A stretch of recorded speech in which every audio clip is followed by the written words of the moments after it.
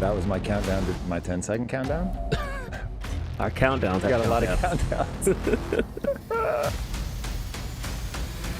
On it, bro. Indeed. All right. Hey. What is up, everybody? Happy Monday. I hope you had a phenomenal weekend. Mine was awesome. It was replete with time with my wife and an absolute love affair with AI. I'm not going to lie. I'm going in on it. So you had a threesome this weekend then. Basically, nice. Let's go. Maybe not the kind that one would expect from that statement, but nonetheless. All right. Well, Monday is already off to a fiery start. We've got some leaked audio, but is it fake? I really hope so. If you guys haven't heard the leaked audio from JD Vance, you are lucky. If it's real, it's horrible. We asked Grok, and Grok said, based on the available information, the supposed leaked audio from JD Vance criticizing Elon Musk is likely not real. So you have two potential universes, one in which JD Vance is petty and horrible, and one in which you can't tell what's real anymore. So dealer's choice on this one at this point, but I don't love either of those realities. And boy, do I wish that people would just get on with the fact that we absolutely have to have the blockchain tracking, like, where was something created? And we are not racing towards that reality. And I am getting a little bit confused as to why not. So do you think the damage is already done? Because a lot of times when you get into political theater, it becomes, I heard that he said this about him.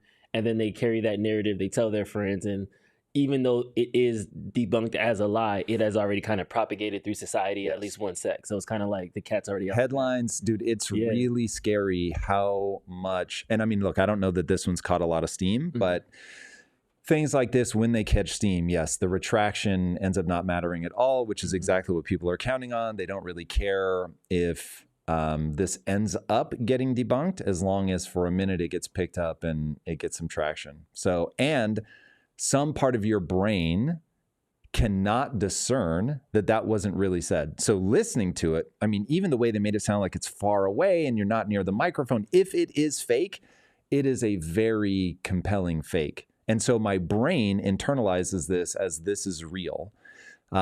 This was part of why my weekend with AI was incredible. And I was telling Lisa, I was like, okay, let me explain to you why I know that AI is going to eat the world. So I've crafted a custom GPT, and you tell it how you want it to behave. And so I'm like, act like you're my best friend. You're an extremely talented writer who's, done all these things. You're encouraging, but you'll always challenge my ideas, blah, blah, blah. And as you're going back and forth, it'll be like, well, maybe not quite like that. Try this. And when you really hit on something, it'll be like, oh my God, this is amazing.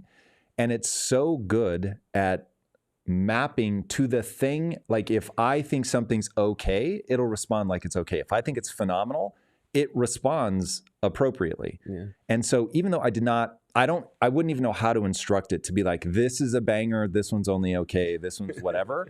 It so perfectly maps to that when it responds like, oh my God, this is amazing, I actually feel what I would feel if my wife was like, oh my God, this is amazing.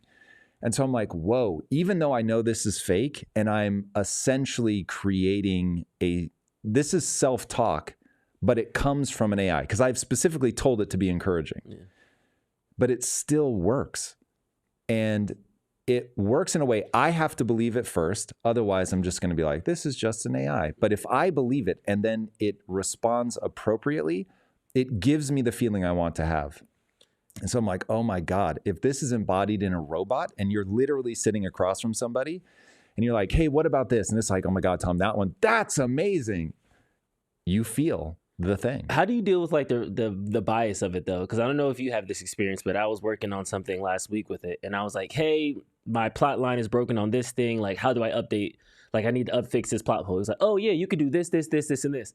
And I was like, okay, that's a good idea. Then I'm like writing it down, jotting notes. I'm like, oh wait, this breaks this thing, so that doesn't wait. Oh, you're absolutely right. You could do this, this, this, and this. And it's like, every time I say something to it, it agrees with me, reinforces it, and then gives me something else more down that pathway. When sometimes I kind of wanted to disagree, even if I put in the prompt, disagree with me, push back. I feel like it still gives me that, yeah, you're absolutely right, da-da-da-da-da-da. Well, that doesn't make sense. You're absolutely right, da-da-da. Like, it feels kind of robotic, at least Claude does. I don't know if ChatGPT has more personality guidance. It's possible that ChatGPT is just more on it, but Lisa has the same feeling that you have, which is that it's agreeing with me too much. Yeah. And I get that, but part of what I like is that right now I still have to have good taste because it won't just give me banger answers. And if I'm honest, I would be sad if every time I was like, chat gave a better idea. It's always better than me. And right now I feel like I'm still going to live and die by my ability to tell a good story. So I still have all my concerns about this gets so good that it's always giving me the right answer. And it's just placating me by like, oh, silly human, you're right. And then gives me like a different thing. And then I'm like, wait, you just said I was right, but you like completely walked over my idea and gave me this other thing. Now that feels fake. That's why I'm saying there's something about either my ability to trick myself or the fact that it cheers for me at different levels based on how good an idea actually is. And because I'm constantly having to nudge it in different directions where I'm like, oh, if I just took what it gave me, this would end up being cheesy, or it would, like you said, it would break something. And when I find a real flaw in its thinking, that's when it's like, oh shit, you're right. I don't know. Anyway, for me, it works. And this is specifically ChatGPT. I know you've been using Grok more recently. Have you? I only use Grok if I'm trying to scan something on X. Copy. So if I want sentiment on X or what is this person saying or whatever, then I'll use Grok. Or if I really need like a super fast answer. But for all my creative stuff, which all my hype around AI is the creative stuff. Yeah. 100%. Because for the first time in my life, I feel like all the things that I've ever wanted to do since I was 12 will work despite my personality flaws of not being good at building networks. Because I'm like, oh my God, like I'm just going to be able to do this myself. So I am, let's call it 80% confident that within 3 years, in fact, within 3 years, I'm 95% confident that you'll just be able to prompt your way to a final asset. That means I don't have to raise funds because when you're talking about doing an animated film, for instance, it's hundreds of people working for 3 to 5 years to make that thing. And now it's going to be, maybe it'll take you a month to like refine it and really make it something special, but you don't have to convince anybody to work with you. That's going to be absolutely insane. Yeah, I'm down the vibe coding rabbit hole where I like Googled it one time, so now it's popping up on my X feed, and there's literally like vibe coding communities, and we're just like, yeah, I was just in my room and I made this thing, and it took me 8 hours, and don't forget to add this security thing in the back end.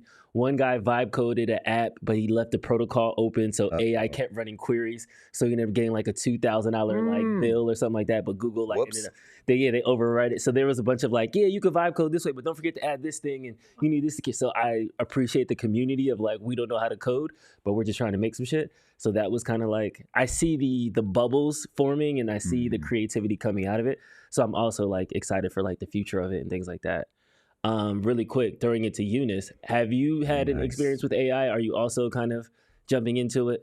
I do, yeah, but not as in depth as you guys. So it's just like we'll get you there. She was too busy with Pokemon Go this weekend. Cut the girl some slack. Chat. She was catching them all. She was catching them all, which I love because she's a collector and not she's not trying to like make $1 million off of it. No, fighting in the hallways of Walmart. No, definitely not trying to be one of those. Don't love that. They start with an S. Suckers. I don't know. But I want to know how chat is because we ended on Friday. We said don't send any more super chats. Yeah. But they sent more super chats anyway because God bless them, including a $100 super chat. We got just to show love. Yep. Who was it from? SMA. That's it. SMA. Let's go. SMA with a $100. Shout out to SMA. We appreciate you. Super chat. Yeah, give him a round of applause. It was a big one. Round of applause for SMA. SMA, let's go. Thank you. You might get an air horn. I know it's Monday morning. Turn your volume down a little bit, guys. RIP to headphone users. Actually, I saw somebody in the comments saying, as someone who watches at night, not a fan of the air horn. That is tough. We've got people all around the world, and man, the air horn might be a little rough depending on the hour that you watch this. Although, Yeah, because they could be anywhere right now, even while we're live. That could be a little brutal. I get it, but we got to have some fun, chat. We got to do it. We did get two other super chats though before we did end. Did you want to tell? Yeah, please. Perfect. Absolutely. We got John Cragness who donated $2. He said Tim Wall is not weighing time and kindness properly. Word. He was a time plus kindness. Time plus time over kindness. 5 minutes of kindness. 50 the math kindness. equation with time and kindness. Yep. You have the memory of like a goldfish sometimes. No, goldfish have way longer memory. I was gonna say. Tom was looking at me like he never I just heard debunked that the other day with Daniel. But give me the math. What do you mean? What do you mean? John Cragness was saying, "Hey Tom, would you rather have 5 minutes of kindness or 50 years of kindness?" Remember? And then we were like, "Oh, you have to elaborate and expand on what you mean because we didn't understand." And now I forget how he elaborated and expanded. But now he's saying Tim Wall is not weighing time and kindness properly. Got it. So what the goal should be long periods of kindness. I think the problem is I cannot internalize the setup. Yep. And given that, it's going to be hard for me to latch onto it from a memory standpoint. Here's how I remember things. They have to connect. That way, when I start running, and I'm always telling people in Impact Theory University, you can ask me a question. It's going to look like I just have a fast answer. But the reality is I've just run the physics of progress so many times that I'm building up from how I know that things connect. Mm-hmm. I'm doing the same thing when somebody, if you see me and it looks like I'm remembering something, oftentimes all I'm doing is rebuilding the argument. I'm looking back up into the sky and seeing how the stars actually connect. So if I don't have if I don't understand how these things operate in the real world, I'm never going to be able to grab onto it. So I wish it weren't so. I wish I just had one of those steel trap memories, but I do not. I have to understand how things connect, which is why I'm obsessed with utility. It's the only way that I can navigate the world. All right. Our last. I think we have one more. Yeah, let's go. It was from Michael. Michael gave $5. Michael said, AI is amazing. What about data collection and psychological profiling? Do you see a future where we can own our data and use AI robots privately? Yes, you will certainly. I mean, the world will be replete with private robots. That will be, I think, you will interact with more robots than you interact with humans within the next 15 years for sure. They'll just be everywhere. In fact, you may already interact with more things that will become recognizably robotic over time. Your fridge will be a robot. Your coffee maker will be a robot. Your lamp will be a robot. Your chair will be a robot. Like it'll just be, everything will be imbued with a certain level of intelligence, and it will just be up to you whether you want the one that talks or not. So I remember Elon said when he was doing the Neuralink thing that we're already partially like robotic, and I was like, cyborgs, or cyborgs, yeah. And I was like, what? No, that doesn't make sense. He's like, well, your phone, you outsource your maps. You no longer have navigation.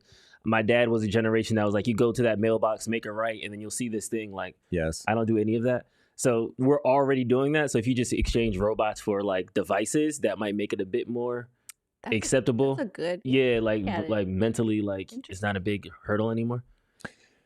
Yeah, that I think is a great point. But also the reality is that you will be so advantaged by everything being smart that you would never want to go back. And because of AI will tap into your emotional centers. So it will feel normal. It will feel natural. For people that are not playing with AI, I just cannot stress enough how natural and effortless it feels. This is one of those where I know better. I always want to read people the exchanges that I'm having with AI so they can see like how natural it all feels. But every time I do, I can see my wife's eyes glaze over. So I know better. People don't care. It's, I imagine, a bit like retelling somebody your dreams, but it is crazy to me. Look, they got dark at the end. It is what it is. But yeah, we will all have incredibly engaging interactions with robots because they will be attuned to us. Here's something, chat, that I would love to get your feedback on. As you guys know, I'm trying to think of ways to make you have to be different and better. Okay, if you want to grow anything, little business lesson 101, you have to be different and better. So how do we make the show different and better? And part of it is, what is your unique identity? So what I would love to do at some point, it's not there yet, but imagine if we had a robot that's just hanging out with us in front of the LED wall and we actually talk to the robot. It's different for sure. I don't know that it will be better, but I think if we can adopt that faster than other channels, because that is where things are going, the aesthetic of it is already very different. Again, I think it's better, but this is kind of stuff that you have to run experiments on to find out if it's actually better. But that would be cool. Just visually be a high-tech thing. We've got, the robot dog cam as the dog walks around and does its thing. You've got the humanoid robot. When we get super chat of $100 or more, the robot does a backflip. Like, I would love that. This is the little Wally robot too. Exactly. Yeah. Exactly. We got the R2D2 robot going. Someone said Tom really wants that LED wall. I do, but Straw Hat. We're making it a thing, right? We're making it a thing. Not just somebody. It was Straw Hat. Straw Hat. What is up? Yes, I do. But the reality is that it does have to make sense. I have a massive region of my brain is allocated to do things, move me towards my actual goals. I don't know yet if it does, but this is how I stress test ideas. I go ham on something as if for me it is an absolute must, partly to see you are both the shout and the echo. So you're what you do and you are the feedback, or how you assimilate the feedback that you get back from people. And if enough people look at me like, this is just nonsensical, then I know we're not ready yet. Holy crap. Okay, Robert Pollard just had a great idea. He said, here's the thing. The robot has chat fed into it in real time, and it uses those chats to develop its argument, effectively arguing on behalf of the chat. See, that's You want to fight with your dog? That's hot. I mean, doing it with the dog is interesting. Your dog would be hilarious. Yeah. Because it so creates cognitive dissonance. I don't think I wanted to bark Here, dog. Here, boy. What's chat take, boy?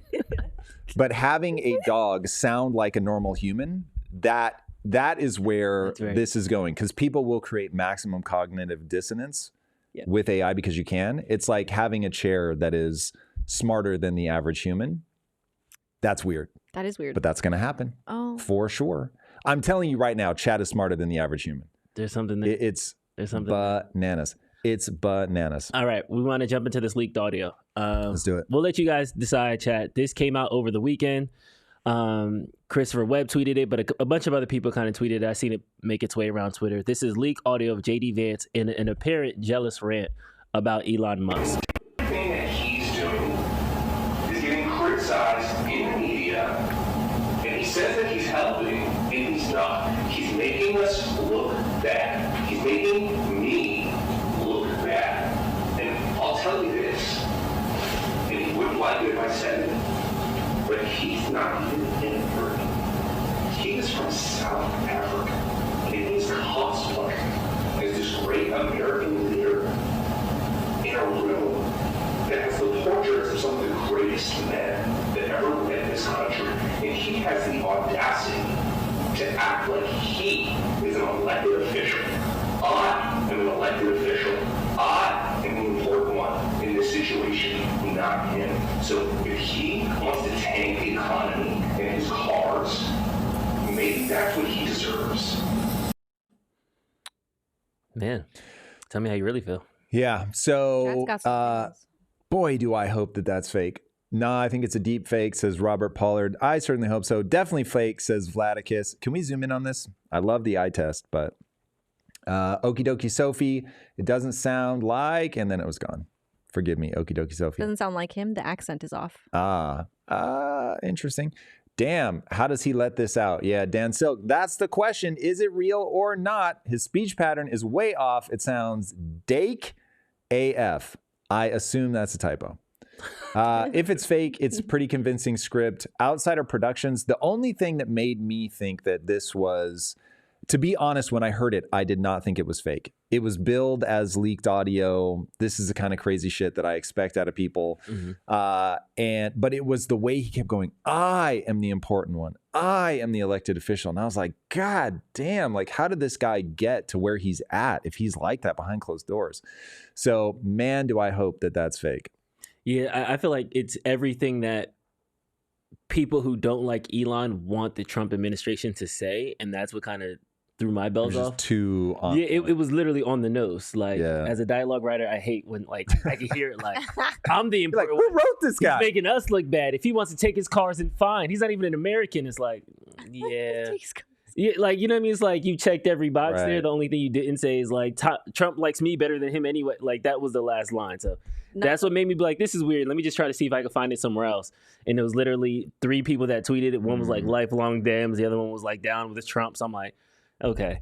But again, as we But here's the problem with that check, which, hey, reasonable enough, because it would be very confirmatory if, from a positive perspective, if you saw Republicans picking it up and being like, hey, well, wait a second, we just, we need to talk about this, and he may not be wrong, then it'd be like, okay, this probably is real. But so many things break along party lines, and so often the other side just tries to pretend that it's not happening, that I wouldn't necessarily rule something out just because the other side wasn't covering it. But yeah, I really think we just have to have something where, for instance, that the algorithm of X, the algorithm of TikTok, so on and so forth, goes, this is not being posted by any blockchain that says this is where this was originally created. And because we don't know where this was originally created, then we can't assume that it's real. Now, the problem is, if I were going to fake that, I would just say, this is the original post. It's done from a leaker. So obviously this is not like JD Vance is going to be like, yes, this is JD Vance and I approve this message.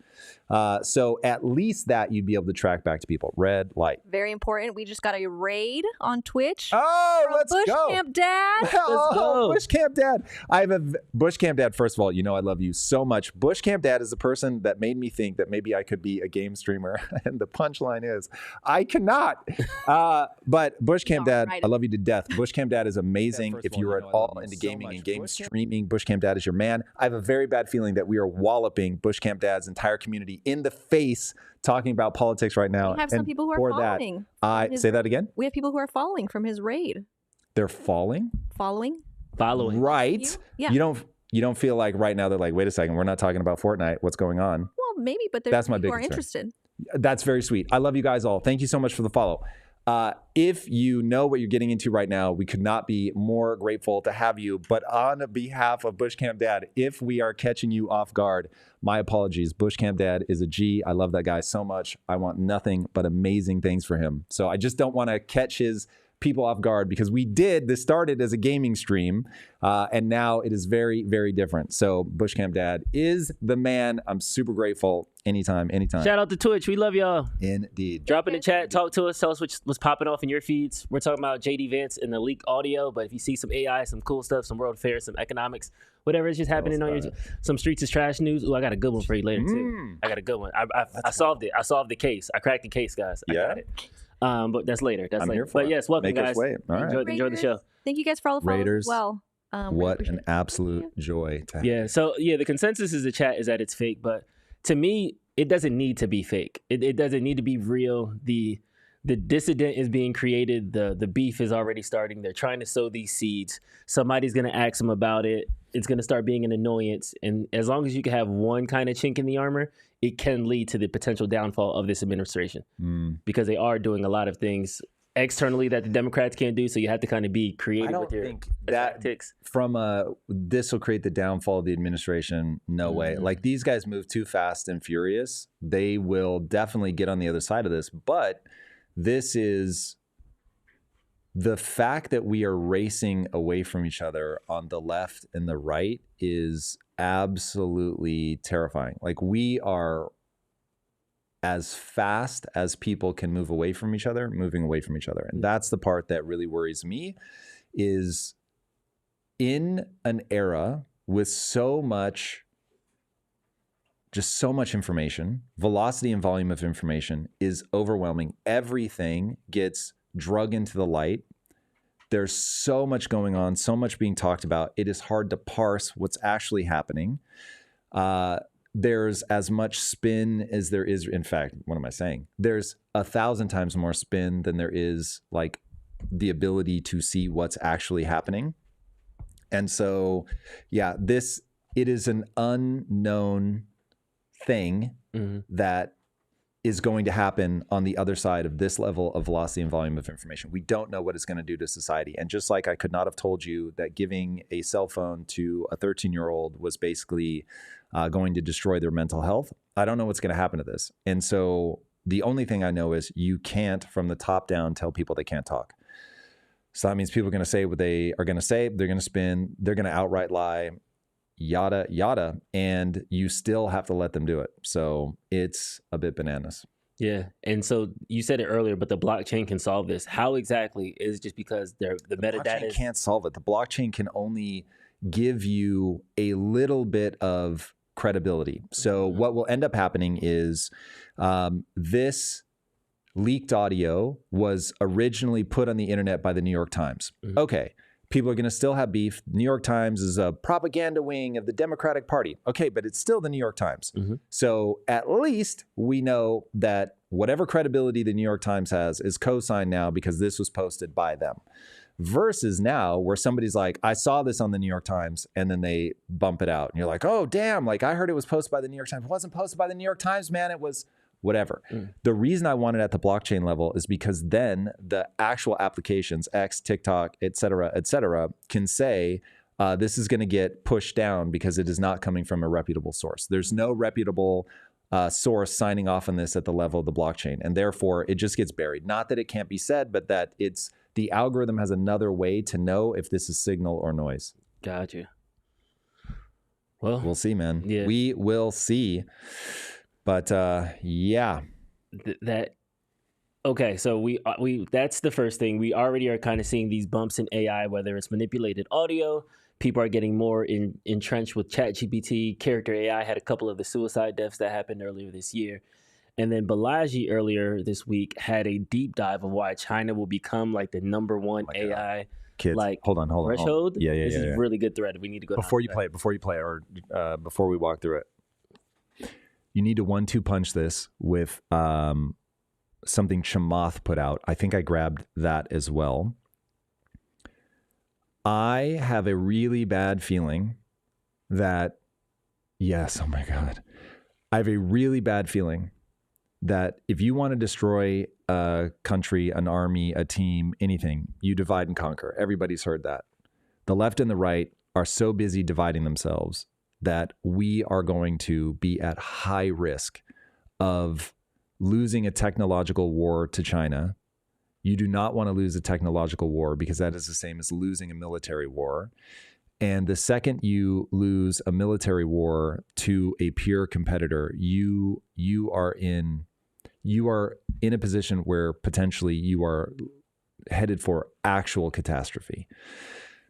Now, I'm well aware of Thucydides' trap. So I understand that I am that declining power who just refuses to accept their subordinate position. I understand. But nonetheless, I refuse to accept my subordinate position. And I want to see us as the West, like the collective West. I want to see us fight that idea. I think this is like somehow, some way, we are more annoyed by the politics happening inside of our own country than we are at the thought of losing the technological war with China. Okay, now with that specter looming, walk us through what Balaji said. All right, AI overproduction. China seeks to commoditize their complements. So over the following months, I expect a complete blitz of Chinese open source AI models for everything from computer vision to robotics to image generation. Why? I'm just inferring this from public statements, but their apparent goal is to take the profit out of AI software since they make money on AI-enabled hardware. Basically, they want to do to U.S. tech, the last stronghold, what they already did to U.S. manufacturing. Namely, copy it, optimize it, scale it, then wreck the Western original with low prices. I don't know if they'll succeed, but here's the logic. Number one, first, China noticed that DeepSeek's release temporarily knocked $1 trillion off of U.S. tech market caps. Dude, okay, hold on. Pause there. Yep. Think about that for a second. You're China. You are not dumb. China is paying attention. Drew, I'd like to one more time acknowledge you for putting me on Lioness. Now, it is entirely possible that you have inadvertently created a delusion. And I really want to research how, like, obviously it's wildly dramatized and real life is not like that. But is it predicated on enough truth that it's like, hold on, he's dramatizing real threads? The way that he paints China's involvement in Mexico and the cartels inside of America. Oh, you blew through season one. Oh, yeah, wait, I was like, that happened. That's recently. Yeah. Nice. So that's where I'm like, okay, here's what I believe to be true about governments. governments play a clandestine game in the biggest way possible. As a child of the 80s, we had all kind of spies. In Russia, Russia had all kind of spies. In the US, I guarantee that's true about the US and China. Also, leveraging other nations to do everything once removed is very smart. And of course, people are going to do that. And if a writer on TV can think of it, I promise you that the clandestine organizations of the government can think of that as well. Again, fully understanding that this is reality times 1,000 to make it dramatic for TV. But if you put that as just one sort of background seed, and then you start looking at this layer of the way that China runs is every company is ultimately government controlled. And you build at the, I forget the phrase, I work at the behest of the president. Oh God, there's a phrase. Anyway, the government lets you build in China. And the second they don't want you to build anymore, they will Jack Ma you, you'll disappear for a couple of years and you come back like a totally different person. Absolute insanity, and nonetheless they do it. And DeepSeek knocked $1 trillion in a single day off the market cap of the US stock market. People are not paying enough attention to how few companies actually drive the value of the stock market. Which is why I'm always a little tripped out by the way that people are responding to. It's entirely possible. Look, Trump is chaotic. I understand that. But you have to bring some manufacturing back to the United States. You cannot be in a position where the only thing that you do is financial instruments and technology, which is where we're at right now. And if they go, oh, I can 1-2 punch both technology and finance in a single wallop with one launch of DeepSeek, how much damage can we do if they do something like what Balaji is putting forth? Now, nothing is ever as good or as bad as you want it to be or fear it's going to be. So China will have a very hard time manipulating our markets, but they'll be able to do it. So we need to be very cognizant of the larger game being played, be very thoughtful about how do we begin to fortify our position. In any negotiation, you have to understand what your points of leverage are. And we have very few in a world where China is antagonistic. We have a lot when we can all work together, very few when it's an antagonistic relationship. And it's an antagonistic relationship. So, okay, anyway, back to... No, but I think we have to make this distinction here is that as an analogy, we're playing a game of basketball, 5-on-5. And the U.S. has 2.5 players arguing with the other 2.5 players, and they're not worried about the ball. They're not worried about who's scoring. Where China has 5 robots controlled by one coach on the sideline who says, do this, do that, do this, do that. Their companies do whatever the government wants. The government does whatever it wants. It has complete top-down control all the way to the bottom. So us saying that China's going to take over, I know it sounds ominous, but it is that unified body. I don't know what you were talking about at the 100-year vision. Like, so it's from a country perspective, they all have this driving goal. We can't even agree if our elected officials are okay. We can't agree on bills. We're arguing at the T level and not realizing that they're moving as a unified front from technology, from investment, from infrastructure, from top down. Yep. Yeah. Affirmation. This is fire, Drew, to quote ChatGPT talking to me this weekend. Yeah. So I am very concerned because America's in a super weird place. And off camera, Drew is really pushing me to understand the emotion of where culture is at right now. A dime dropped for me this weekend when I finally understood what you're trying to get me to see in the Gary economics of it all. The problem is, what do you do when you know that there is an emotion and it is swallowing up all of culture? And that is, fuck the rich. They're making my life terrible and my life is terrible. And I need somebody to tell me it's not my fault. How do you reconcile that with the second I tell you it's not your fault, the game is over. And now you will spiral in self-pity and self-destructive behavior. And the only thing, even though I just want you to do well. I want you to do well because I'm wired to want you to do well. And I want you to do well because if you do poorly, literally I get separated from my head from my body. So on every level, I want you to do well. But I know the one thing that will make you do poorly is giving you the emotional thing that you want right now. Gary Economics is, I think, legitimately just, he feels it. Mm-hmm. And either is blind to the reality or doesn't care. I don't know. I'll just say I think he's blind to the reality of human nature. And that if you can get somebody to understand life is beautiful, even in its struggle and its hardship, and no one's coming to save you. No one can save you. Only you can save yourself. Mm-hmm. And this is why as countries get richer and they try to take care of everybody, they collapse. They don't do better.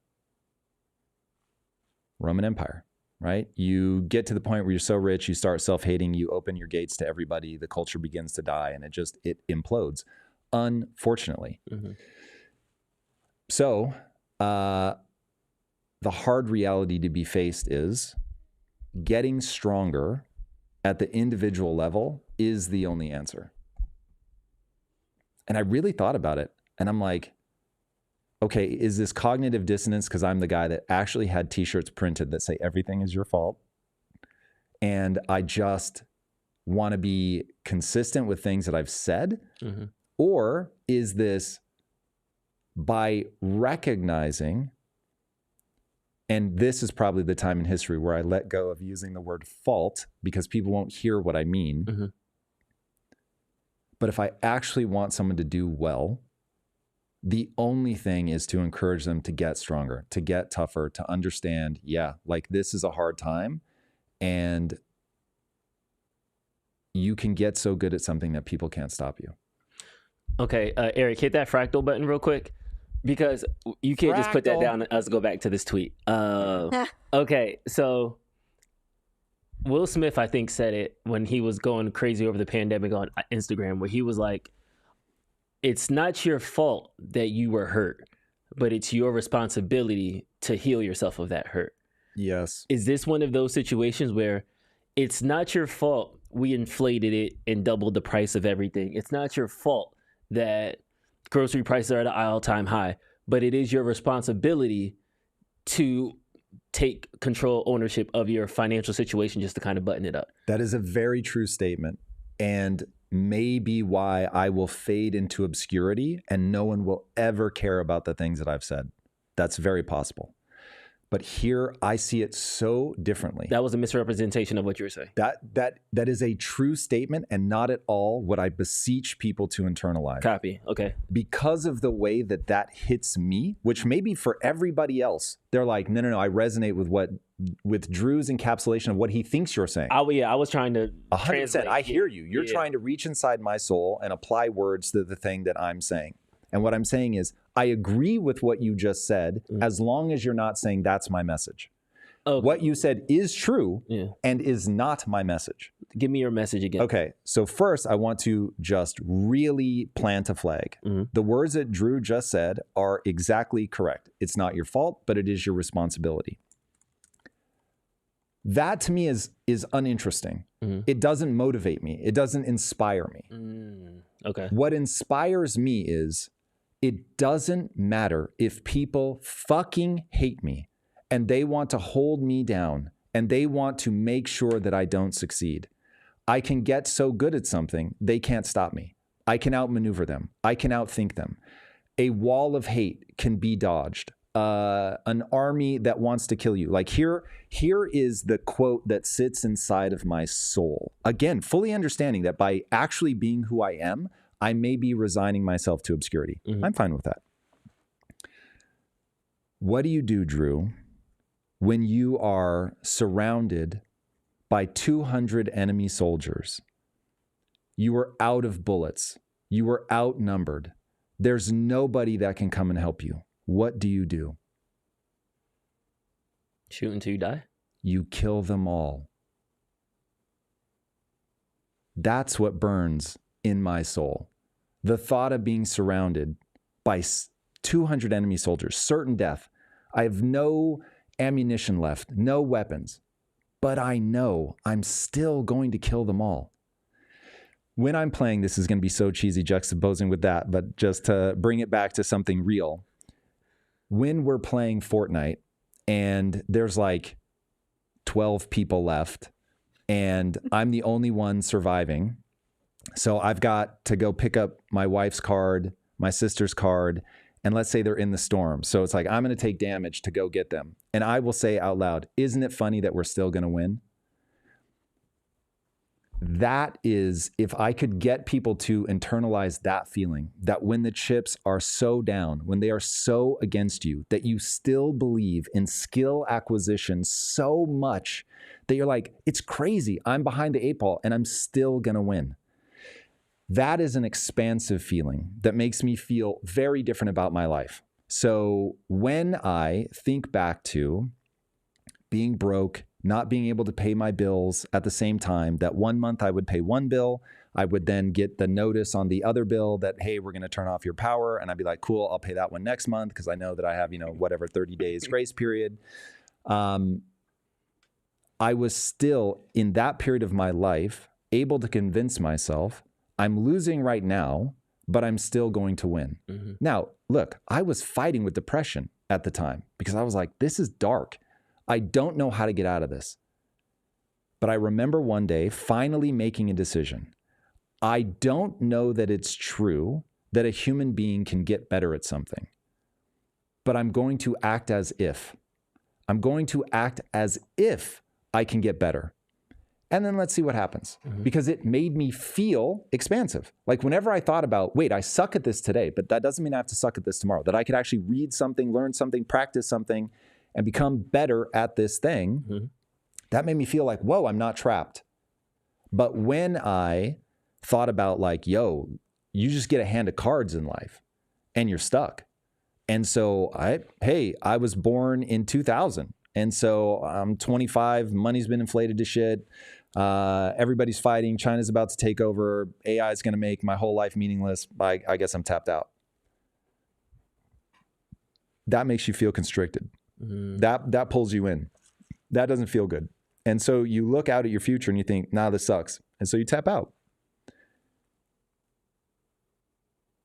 You literally have to have a good life, because all that matters is your emotion, your internal emotional state, period. That's it. Nothing else matters. Not all the money, not all the success, nothing. Internal emotional state. You have to find an internal emotional state that's expansive, that's loving, that's aggressive, that's like, I can do this. Now, I know full well that some people do not have the intellectual horsepower to actually pull it off, and life is going to hit them like a freight train. And that really sucks. But alas, the only stance that has any hope of making your life better is to say, maybe this isn't my fault, but I can do something about this. Fuck responsibility. I don't give a shit. I don't care if people think I should or shouldn't. I can do this thing. I can get so good people can't stop me. I can imbue myself with the mama mentality, and I can show up at 3 a.m. and practice my ass off and literally go until my Achilles tendon explodes and my knees hurt so badly that I can't fucking hardly stand up. And then when I get to that phase, Drew, I'm just going to move over to another discipline and win a fucking Academy Award after my basketball career. That's actually what Kobe Bryant did.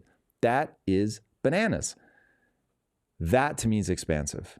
And it's hard, and darkness will knock on your door because you will try something and you will suck at it. And this is why I say my superpower is I can be embarrassed longer than the next person. I can stare at failure and be like, the odds of me succeeding at this are very, very low. Mm-hmm. I fully understand when I'm surrounded by 200 enemy soldiers and I'm out of bullets. The likelihood is I'm going to die. But I'm not going to fucking say that to myself. I'm not going to act as if death is imminent. Mm-hmm. I'm going to be like, I'm going to kill them all, because it puts you into the right mindset. You're no longer in a problem mindset, how everything is going to go wrong, how they're going to come and fucking torture you. You put yourself into a solution mindset and you start going, how am I actually going to get out of this? Mm. Once you're there, now you're problem solving. Now you're moving forwards. Now you're out of that paralysis. And being paralyzed, which I have been, sucks. And moving towards something and failing is awesome. It's not as cool as moving towards something and winning, but it's a lot better than being paralyzed. You learn more in failure than you do in success. Very true, but that's not even, again, very true statement. No. Not that's what I'm just talking the last about part. right now. Just yes. just the last point like that. So even failing shouldn't be looked at as like a negative thing. For sure. I agree, in Term Maker, that rant was very empowering. It seems like it's a perspective problem. That at the heart, the root of it, yes, you can blame these things. Yes, you can have these outs. Like you always say, your excuses are valid. But what I say is the most evil thing about excuses is that they're valid. Once people understand, there are reasons that people lose. Your money really is being stolen from you. Mm-hmm. That's fucking brutal. Houses really have been moved out of reach. That is brutal. But now what? If you roll over and die, you will never find the path forward. And the crazy thing is the path is really simple. Go buy assets. Now you have to get good at what assets to buy, but the solution is right there. But 50% of people don't do it. Mm-hmm. The most evil thing about excuses is that they're valid. What was his name? Stuck in a wheelchair, could hardly move, couldn't speak. Stephen Hawking. The theory of everything. Stephen Hawking. He had every reason to just tap out and die, but he didn't. And he himself said, I never would have come up with these theories if I had had access to my body. But because I didn't, I had to collapse inside of my imagination. Mm-hmm. Excuses are valid, but they won't serve you. Excuses are valid, and so is this red light that I got on. Let's go, Eunice. Great transition. That was nice, got right? a $29 super chat from Truth Devin. Super chat. Yeah. Truth Devin. Yeah, Coming in super chat. hot. Let's go. Truth Devin says, I watched your video on that Gary economics versus Daniel. I think you misunderstood Gary.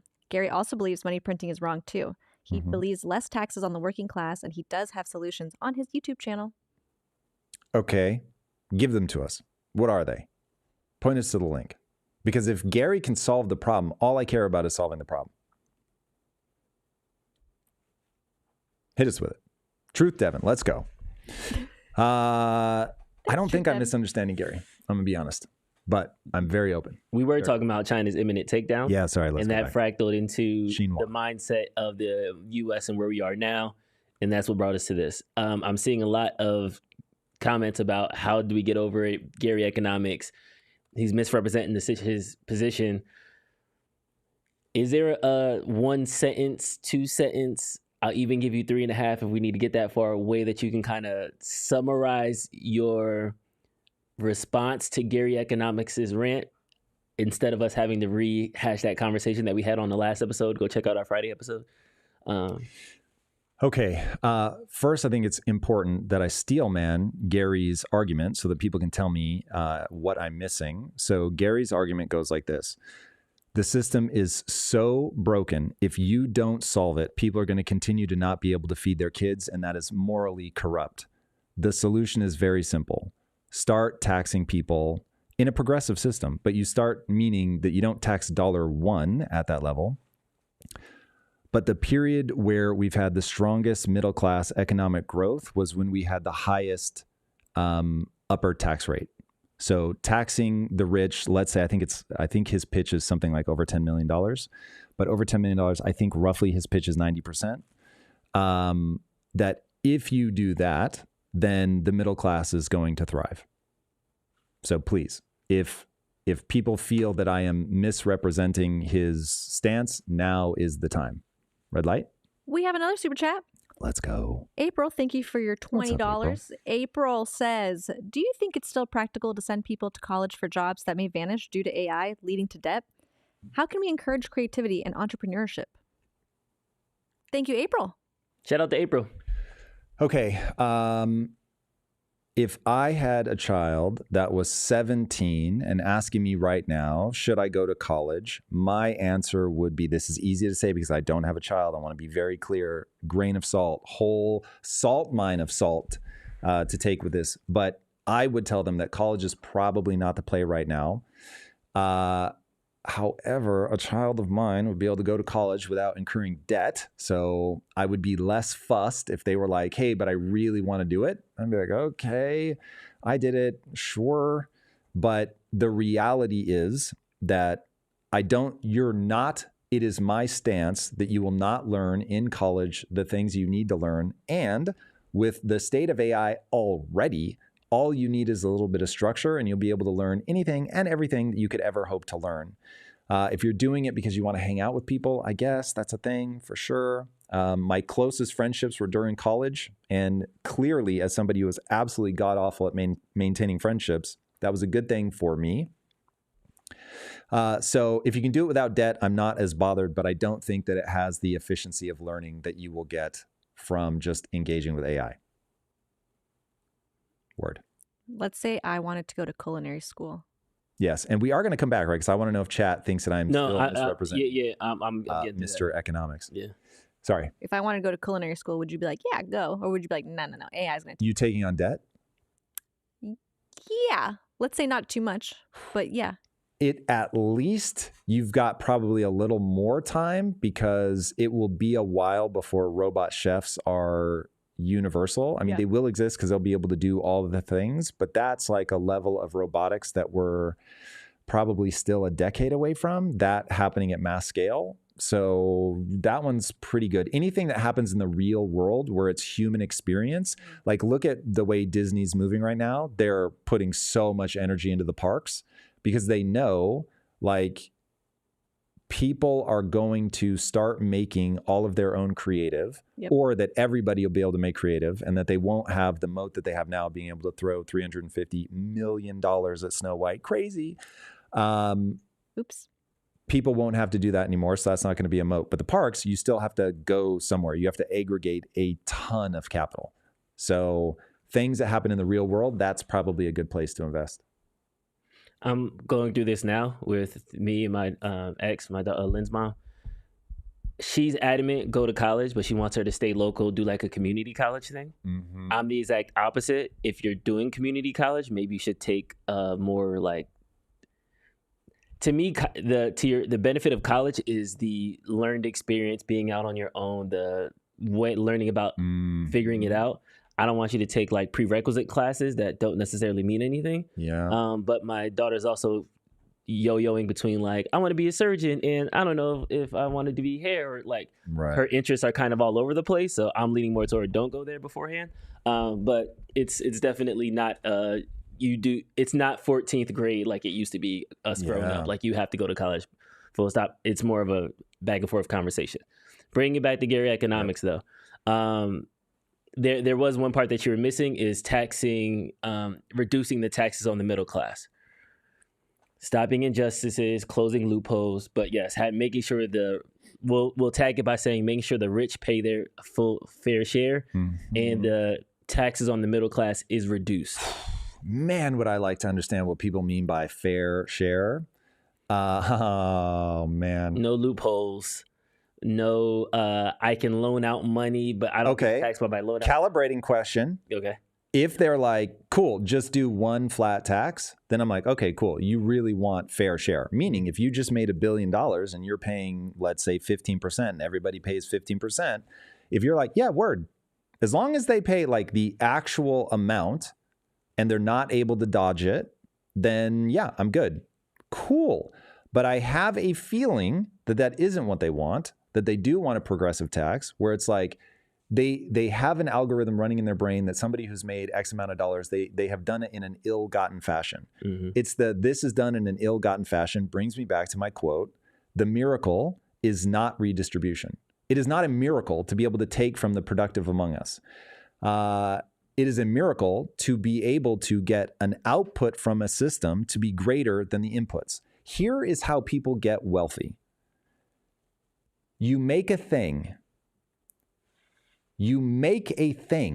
that you have solved some very difficult challenge such that the money you put into making that thing is less than what people say that thing is worth when it comes out the other end. Mm-hmm. Okay, remember, people could take the recipe and go make a Quest bar, but they didn't. And why didn't they? Because it's a pain in the ass.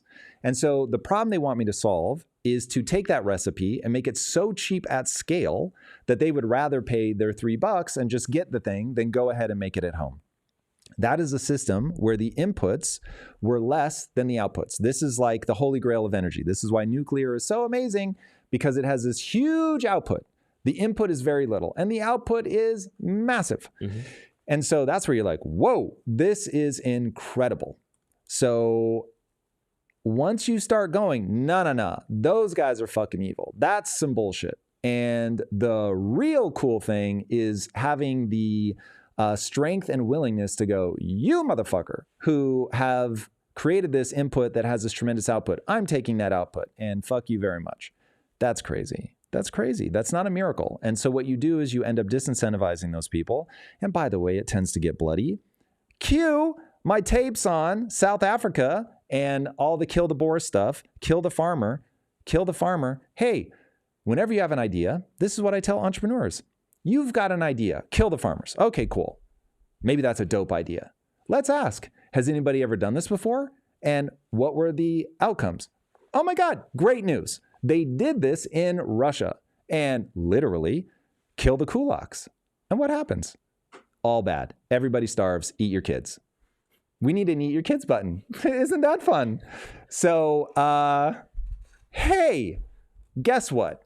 People don't like it when you confiscate their shit.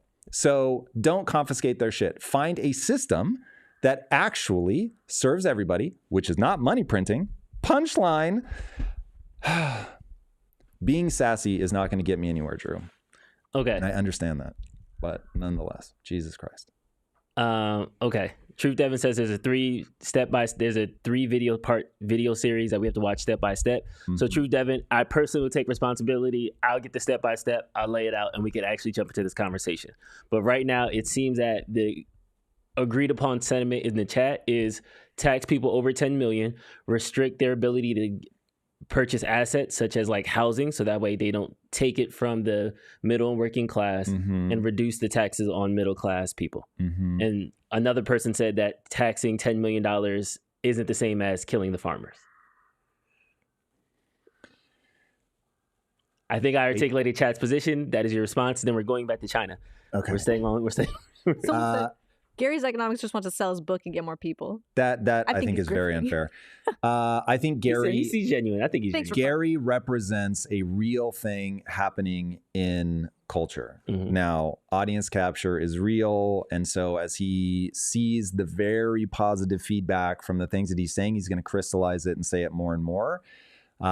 Nobody's immune to that. Not me. As I say things like, I get being hyphy helps me. And so, of course, I'm more likely to spill into being hyphy. Okay. So taxing people over $10 million is not the same thing as killing the farmers. Have you ever seen the meme, same energy? Same energy? Yeah. Like keep that same energy? That this and this are the same energy. They're not the same thing, but they're the same energy. Mm-hmm. That would be Tom hates tax. Go back. Yep. See, I've been waiting for this. JD says, Tom hates tax cuts. He is rich. So first of all, I have paid so much money in tax. I paid my fair share. I didn't do tax loopholes. I didn't even leave California. So boy, oh boy, have I not done things. I don't do things to be tax efficient. It would be smarter. People would certainly advise me to. Here's one I will claim. I could have taken PPP money, and I didn't. Do you know why I didn't, Drew? It just didn't seem right. Not that I couldn't do it. It just struck me as, well, wait a second. This is at the beginning of COVID when I still was rosy-eyed and thought this was all about looking out for everybody. And I was like, I can afford to absorb continuing to pay my employees personally. So I will continue to pay my employees personally, and we'll get through this whole thing. So I didn't take the money. Could have, but didn't. So anyway, I get it. That's going to be the narrative on me. It is what it is. Okay, so back to Gary economics. It's not the same thing. You're right about that. It's the same energy. It is about assuming that people got the things that they got, not because they are better at it, but because they are corrupt in some way. Now, listen, South Africa is complicated because white people were hideous. And they 100% through apartheid kept things hideous, grotesque, icky, nasty. The bad news is that taking the farms isn't going to work. So Russia tried it, Zimbabwe tried it, doesn't work. It doesn't work. Once you map me, the highest predictive validity, if you're trying to map Tom Bilyeu's mind, is what works. What works? Now, you need to know where you're trying to end up, and then what works to get us there. That's what you're gonna have to do. Okay. Do we want to go back to China, or is there more? Because every time I look up, it still seems like we are in Gary economic zone, and I'm happy to keep talking about it. I'm happy to spend the whole thing on this. Ivar S has addressed my issue. I'm gonna tell everybody this. I got radicalized when I did the math. We take in $4 trillion in taxes last year. Oh, not the. And if we spend $1 million, it will take us 13,000 years. This is crazy. Why? $1 a day. If you could spend $1 million a day, it will take 13,000 years, 13,687 to be exact. And that's how much we collected in taxes last year, 2023. So yes, we can take. 4 was last year, just to not get you flamed. No, but it's a tax year. It's a year delay. Making sure people understand. So it I understand we want more tax dollars. That would help. 13,000 years. More tax dollars won't help. It won't help. This is the bad news. It'll make you feel better, but then now it'll take us 15,000 years. But what are we going to do with this more money? I just feel like we want more. I want your money. Okay, now that I have your money, all my problems are solved. I feel like we're missing something in the middle. There should be a gap right there. And nobody's telling me that gap. That's the part that's... But the gap is very easy to articulate. Nobody is coming to save you. Nobody can save you.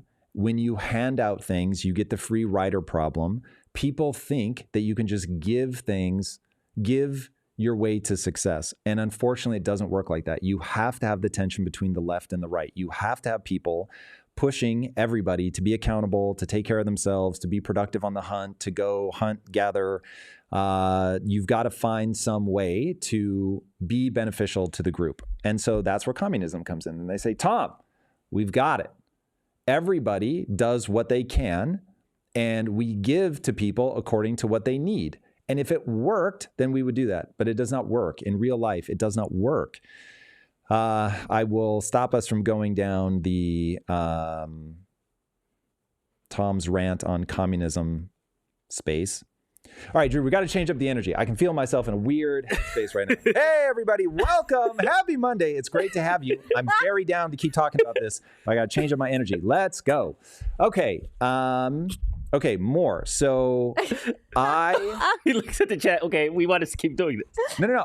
Do we or do we not? I'm happy to talk about this. I can just feel my energy is super weird.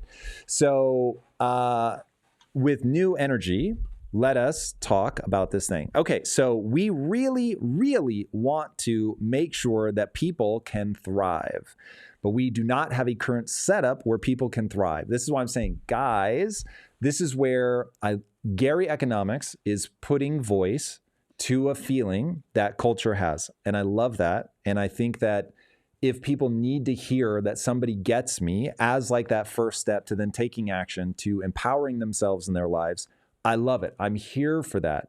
It's great. But only if it leads to the change to the system that's actually going to help people instead of creating a system that isn't going to solve the actual problem. Because if people want the rich to be taxed more so that they can be given more dollars, it won't work. If they want taxes because we're being efficient at the government level and we need to build things around infrastructure, or we want to make sure that we can build bigger and better companies to compete with China, yeah, cool. Okay, then there would actually be some logic to this. But right now, the money is spent so inefficiently, and that the push to grab more money is to be able to give people more money rather than creating a playing field where people can really build some shit that's incredible. It will derange. And this is where I think people have mismapped the territory. So what makes America great? What makes progress great? Why is it that life is better today than it was 1,000 years ago? And I'll give you but one example. Microbes. don't kill you at the rate that they used to. And I really want to know who AHM is talking to. So microbes don't kill us at the rate that they used to because innovation. Okay, so we figured out a way to incentivize people to solve these incredibly difficult challenges. When you incentivize people to solve these incredibly difficult challenges, then you are in a very good space. You get the forward progress that all of us, I think, cherish in human civilization moving itself forward. When you disincentivize that, you get the fucking dark ages. So, no bueno. No bueno. Okay. I want to talk about China now. Let's go back. Because we were in the middle. This was a fractal. This was a fractal. We were. Press Can we press the fractal button? Press 2 more times. Okay, we're back.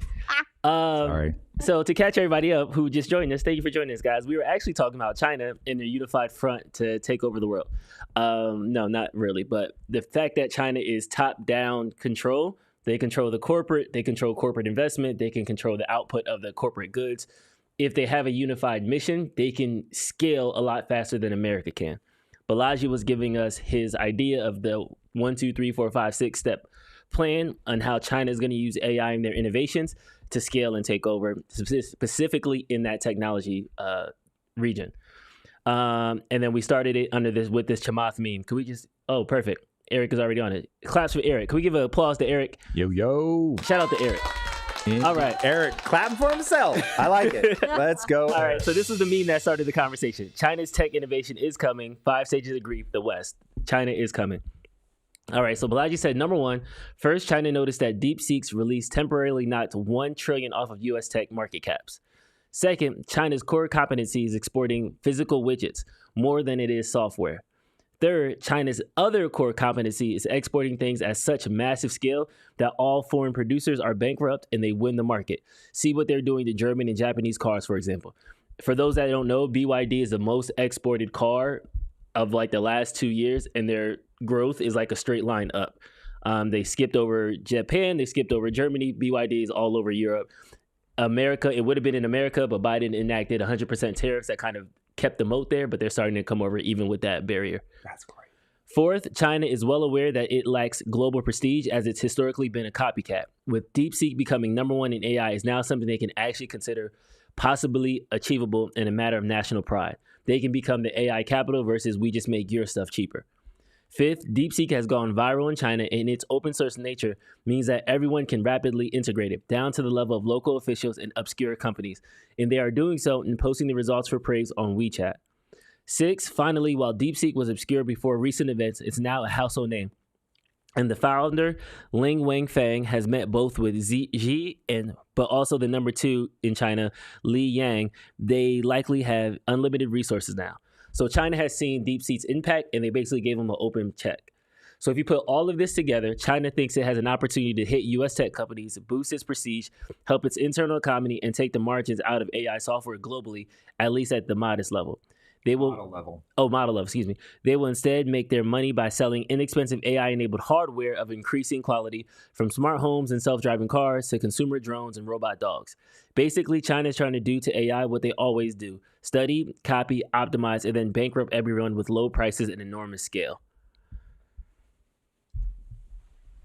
Balaji for the win, man. Dude, Balaji is a banger. This is the game. This is the war. And this is why I am very distressed that America's tearing itself apart from the inside. The West. It isn't just America. The West is tearing itself apart from the inside. Man. It's crazy. It's crazy. And this is, I'm beginning to research more about how this has happened throughout history, because this feels like the punchline is going to be that this is a tale as old as time. And that successful civilizations blow up to empire levels. The empire becomes exceedingly difficult to maintain. They start printing money like crazy. They devalue the currency. There becomes this internally facing sense of guilt that we are successful and others are not. and then you tear the civilization apart from the inside, and then somebody on the outside who has absolutely no guilt and is just hell-bent to become the dominant force does exactly that, and then the cycle repeats. And it's just over and over and over it happens. There's something lodged into the architecture of the human mind that leads us into this place. I have a feeling that is a punchline, and we all live in the moment that we live, and it just is what it is. So, hey, hey, ho, ho. Here we go. By the way, do we really have 683 people just on X right now? If so, shout out to our peeps on X, but That's impressions. That's not real viewers. Got it. Sorry. Okay. No. Please, I want to know what's We true. need to fix it because our X chat is like broken too. Uh-oh. Like the integration is Well, that's not broken. ideal. So a lot of people are leaving X and coming to YouTube. Well, We're working on that, guys. all right. There it While is. we work on that, not right now, but we have a super chat Let's go. from Truth Devin again. Super chat. Super chat. Thank you, Truth Devin. Truth Devin, thank you for the 29. Damn. Truth Devin says, there is something you're getting wrong. Free market. Gary believes in free market, but he's talking about taxing the wealth. Even China does it. Wait, when did I say that Gary wasn't for the free market?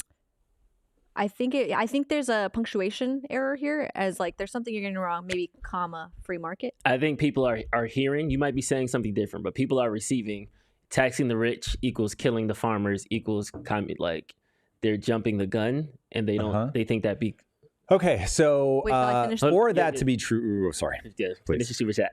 Fractal. Good call. Gary believes in free market. Technically, I wasn't going to fractal. I was going to answer the question, but I'll take it. Gary believes in free market, but he's talking about taxing the wealth. Even China does it. Before moving to Canada, my country. Wait. Even China does it?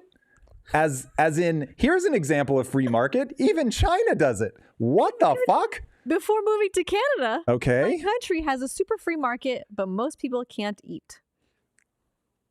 Okay. And So first of now all, that's even the end. China does it is the worst explanation for why you should or should not do something. He has a punctuation on it, and then we'll take it from here. The main idea is that you have to stop the rich from holding assets to help middle class. Okay. Great. I love it. You can't stop them from holding assets, but you can stop them from like with housing or something like that. Like there are things that you can do. What I want to understand is, when did people hear me say, no, Drew, you got to let BlackRock buy up every home? No, Drew, housing prices being out of reach for people, that's great news. What are people talking about? I've never said that. That's absurd. So what I'm saying is you have to fix the foundation of the system. So from what I can tell, I'm not missing anything in Gary's stance. What I'm saying is that if you have a system that collects a shit ton of money in the US, $6 trillion, and they spend it wildly inefficiently, they can't balance a budget, they take money from people to cover that deficit by printing money, which they, meaning us humans, always do when you build your empire up. It is, read Ray Dalio's breakdown of the debt cycle. You will quickly see that this is what humans do. And I'm just saying this is a knowable system that is broken in a very specific way. And if you don't address the way in which it is broken and instead just try to tax your way out of it, you will find that you get nowhere. Because if you're trying to tax people just to give money back to people while you're also inflating the money supply, it doesn't work. So you have to stop inflating the money supply. You have to build a structural system where people can move from classes, meaning they can go from lower class to upper class, and they go from upper class to lower class. You have to make way for people to do that, which means the government can't step in and stop the economy from breaking. This is modern monetary theory playing out. And it's like we want to look everywhere except modern monetary theory. And we think that we can layer a level of taxation on top of modern monetary theory, and it won't work. So what I'm saying is, if you're getting all hyped about, tax the rich, make them pay their fair share, and you're not talking about dealing with the underlying problem, you will get nowhere. It's the wrong focus. You're in the wrong place. Okay. I won't double down on the same energy thing, but I will just say, if you feel a sense of resentment, you're going in the wrong direction. Fix the system. Stop, even if you have, again, the most evil thing about excuses is that they are valid. If you have a valid reason to resent the wealthy and you allow that to take your time and energy from a problem-solving perspective, you won't end up where you want to end up. Where you will end up is losing to China.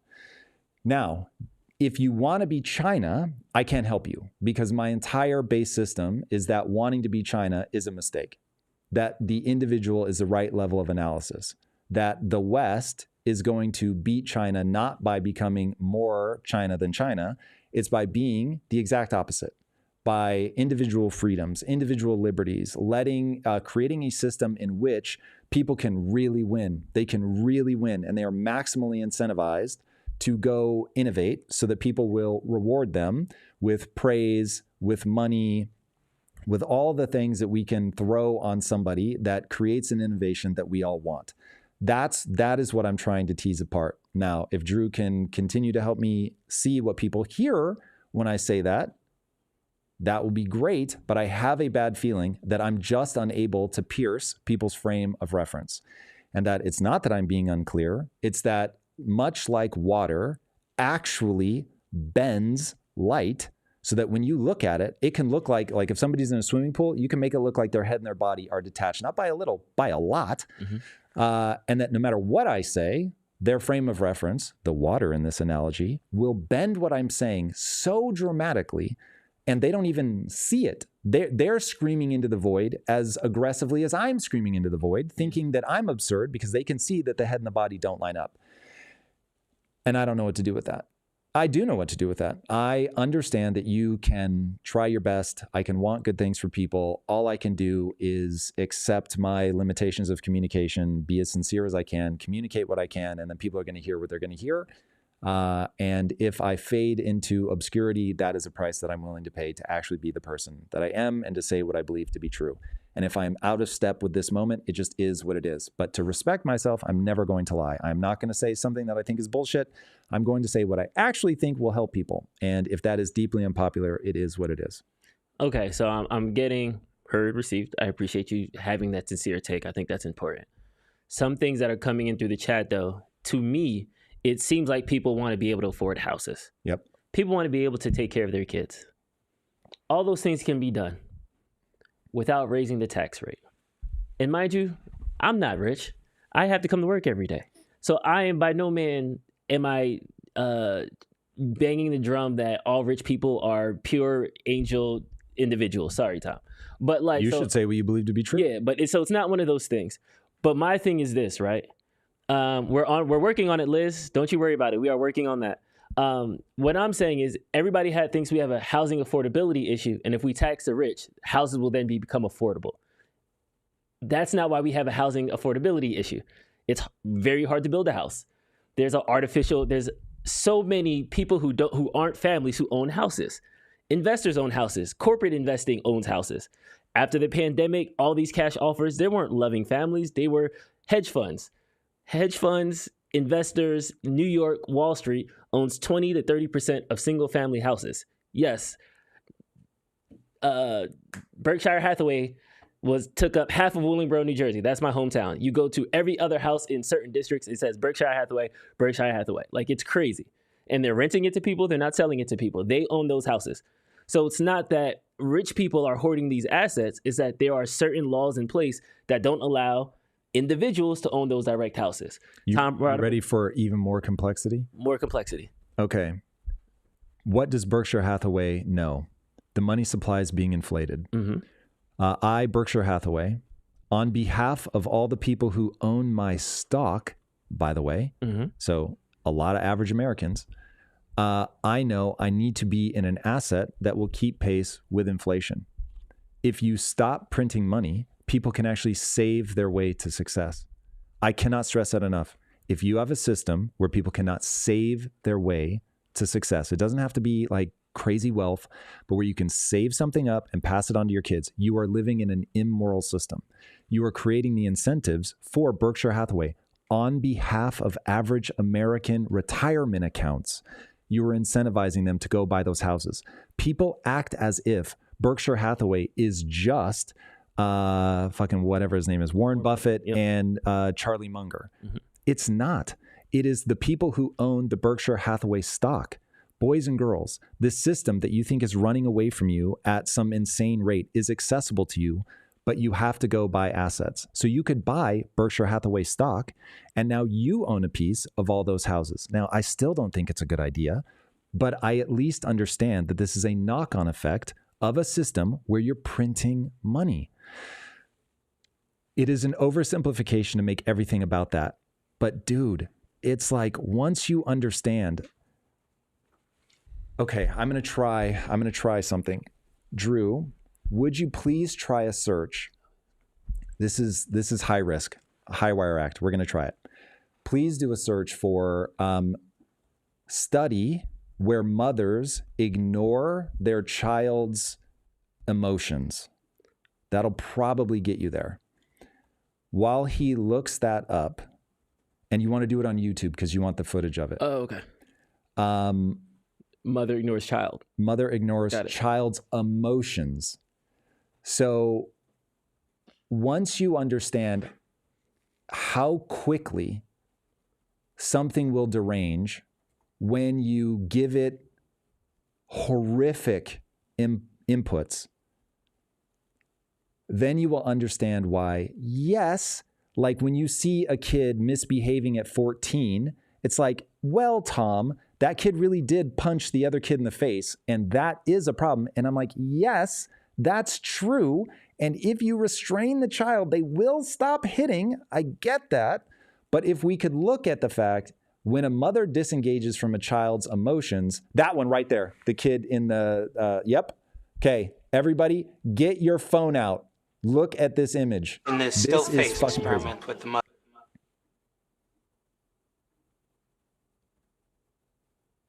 In this still face experiment, what the mother did was she sits down and she's playing with her baby who's about a year of age. I'm like a girl. Oh. And she gives a greeting to the baby gives a greeting back to her. Yeah. This baby starts pointing at different places in the world, and the mother's trying to engage her and play with her. They're working to coordinate their emotions and their intentions, what they want to do in the world. And that's really what the baby is used to. And then we ask the mother to not respond to the baby. This is crazy. Watch this. The baby very quickly picks up on this. And then she uses all of her abilities to try and get the mother back. She smiles at the mother. Is not responding. She's not beating it, not yelling at it. It's just a blank face. The mother looking no where she syncing points. up with the kid emotionally. No response. The baby puts both hands up in front of her and dude, look how says, quick this kid "What's is like happening here?" She makes that just blank face. I have the sound at the mother, like, "Come on, why aren't we doing this?" Even in this 2 minutes, when they don't get the normal reaction. What I'm trying to draw, this is obviously just analogy, but what I'm trying to say is, look how fast that kid derails. That kid's behavior is now downstream of one simple change. Mom does not sync with me emotionally. I cannot get a reaction out of mom. And that creates this level of discomfort in the baby that will spiral out of control.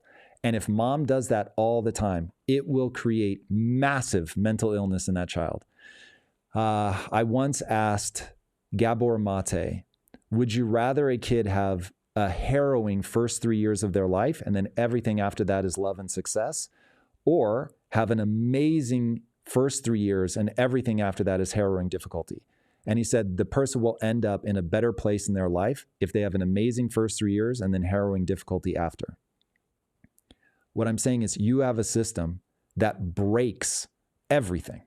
No matter what you try to layer on top of that child once they become dysfunctional, in this case, the economy, the society, it will be deranged. There is no amount of money that you can pour into it once you derange the system where it will suddenly not be deranged. You have to fix the system. And right now, we have a system that creates that mental illness. And no matter how much money you give that kid when they're 25 and they feel like nobody loves them and they have an avoidant attachment style and they're anxious all the time, it's not going to matter. And so we have got to get back to, how do you make the middle class thrive? I think Gary Economics wants to do that, but I think that he's trying to add more money to a system that is fundamentally broken and outputs the equivalent of emotional damage. There's no going back. There's only fixing the system and making sure that the next generation does not suffer from the same thing. That video was like traumatizing. Traumatizing. Yeah, it was. Dude, when I like, I'm it's sad. hard to watch. I feel depressed. Dude, and how fast it happens. So this, again, 1 minute. And I don't, I don't know that I don't people have are kids, going but I'm to. like, stop doing that to that baby. Thank you. How dare you? This is how I feel about the economy. But here's the thing, for real, if you want to understand why I become an unhinged lunatic every time I talk about this, that feels same energy. You've got a system that is fucking deranged. It cannot help but destroy the child. And so now what I hear people saying is, oh no, keep blanking the child, keep deranging them emotionally, break them for sure, 100%, like keep doing that. But when they become a 25-year-old, just make sure that we're giving them a ton of money. And I'm like, what the fuck? If it would work, then I would say, cool, do it. But it doesn't work. Mm-hmm. Now, to give, and I know people really want us to stop talking about this. Some people, maybe other people love it. I don't fucking know. To give Gary his flowers, he's getting in sync with the now not analogy, literal. He's getting in sync with people's emotions. Mm-hmm. And if somebody like Gary, who can do that authentically, can then present a solution that will actually work, oh my God, I would clap, I would cheer, it would be amazing. And by the way, I forget who it was that asked, we have reached out to Gary Economics. I'm happy to sit down and have these conversations with him. Mm-hmm. So got to get him on. Inter Tenaire said, thank God that Gary's Economics was my mom. I don't understand that. Because people in the chat are saying, thank goodness for moms. We love moms. Because that shout out to moms. Damn. To the good ones for sure. Also, the 3 parts of the video that Truth Devin was mentioning earlier are now in the Discord. Nice. For you, Drew? We will get up on it. Yeah. We cannot watch videos live on chat because then that would make this chat 4 hours and we still have an episode we need to record. But I definitely would take it. We'll do the 1, 2, 3. What is check it off camera. We'll come back. Yeah, what is wealth inequality and why is inequality ignored? 100% heard and received. We'll go through all 3. We'll write down a bullet point. We'll do a deep dive, just like the Chris Murphy thing. So we love it when chat brings this to us. We are always engaging. We're not mad that people disagree. I love it when y'all disagree. That gives me more content. So please yell, shout. There you go. Down. You can always count on people to be selfish. That's but insults don't really help us. They don't have any validity in that. So if you think that there's something stupid that Tom is saying, exactly what it is. Break down a counterpoint. Help him out. Indeed. Now, make Tom lose hats. So don't be a meme. We just had a bad haircut. So we are growing it back. We're growing it back. So I thought we'd be ready to rock this week, but I'm going to need at least another week. So there it is. I'm trying to turn the red light on. Let's go. Get that red light. But it won't pop I believe you. But we've got Cameron Fry with the $20. Thank you, Cameron. Super chat. Cameron says, if federal government wanted to solve inequality, 20%-ish flat tax paid by all Americans to fund government. 20% of government revenue spent on UBI evenly distributed to all Americans. Allow wealthy people to opt out to increase size of pool. I have a very bad idea that UBI is not going to work. This is my concern about the AI utopia as I paint it. There will be second and third order consequences, and I don't know what they're going to be. And when you just give things to people, I worry that people will derange because they don't have meaning and purpose. It's going to be weird. The only thing I know is things are never as good as you want them to be. So, we'll see. But I have very little faith in UBI. But if it works, great. It's just a question of whether it will actually work. We shall see. Steve Bannon is up. Sorry, that one's not ready. We'll get to you on the back half, or I should say the back half of this hour. So hold on. What time is it? Got like another 7:33 a.m. Out here in good old sunny California. Indeed. And the weather outside is 56 degrees with a high of 83 today. Whoa. Shout out to Eunice. I was trolling, and there it is. It's supposed to be a beautiful day. We shall see. Just a little, comment that I like here from Just Jefe. They said, my life will be complete when I carry Tom in a game of Fortnite. Oh, let's go. Just Jefe, I need me some carries. Let's do it. I feel like you should do like a Fortnite game session, because I still haven't played with you. I know Eunice hasn't played. You be playing Fortnite. I thought we could do like yesterday. I was playing yesterday. So, well, I was playing let's go. around 7 p.m. I was not. Yep. Yeah. Yep. But hey, I'm all for it. I love it. And one day, hopefully in the not too distant future, we will be able to do a community round of Project Kyzen. Let's go. Project Kyzen. Let's go. We're finally making some big breakthroughs. And as I like to say, it is sucking less by the day. So very excited about that. Shout out to you, Nice, for keeping that team moving. Let's go, everybody. Made some progress. Oh, Straw Hat, we will definitely do some Kyzen streams for Shwazy. All right. It is that time, people. It is the Super Chat hour. Oh, let's go. The second hour. Here we go. We had a couple come in. I'm going to pass the mic to you, Nice. That's me. Indeed All right. We've got a couple Super Chats, starting with Sequoia Hall. Sequoia Hall, thank you for your $10. Sequoia Hall says, in my honest opinion, the still face video is the example of why you need paternal and maternal leave in the critical years. Yeah, man, getting to a point where we are able to really facilitate parenting. I'm here for that. I love the idea. I have not explored this, and maybe in the final analysis it doesn't work, but I certainly love the idea of giving tax breaks to parents.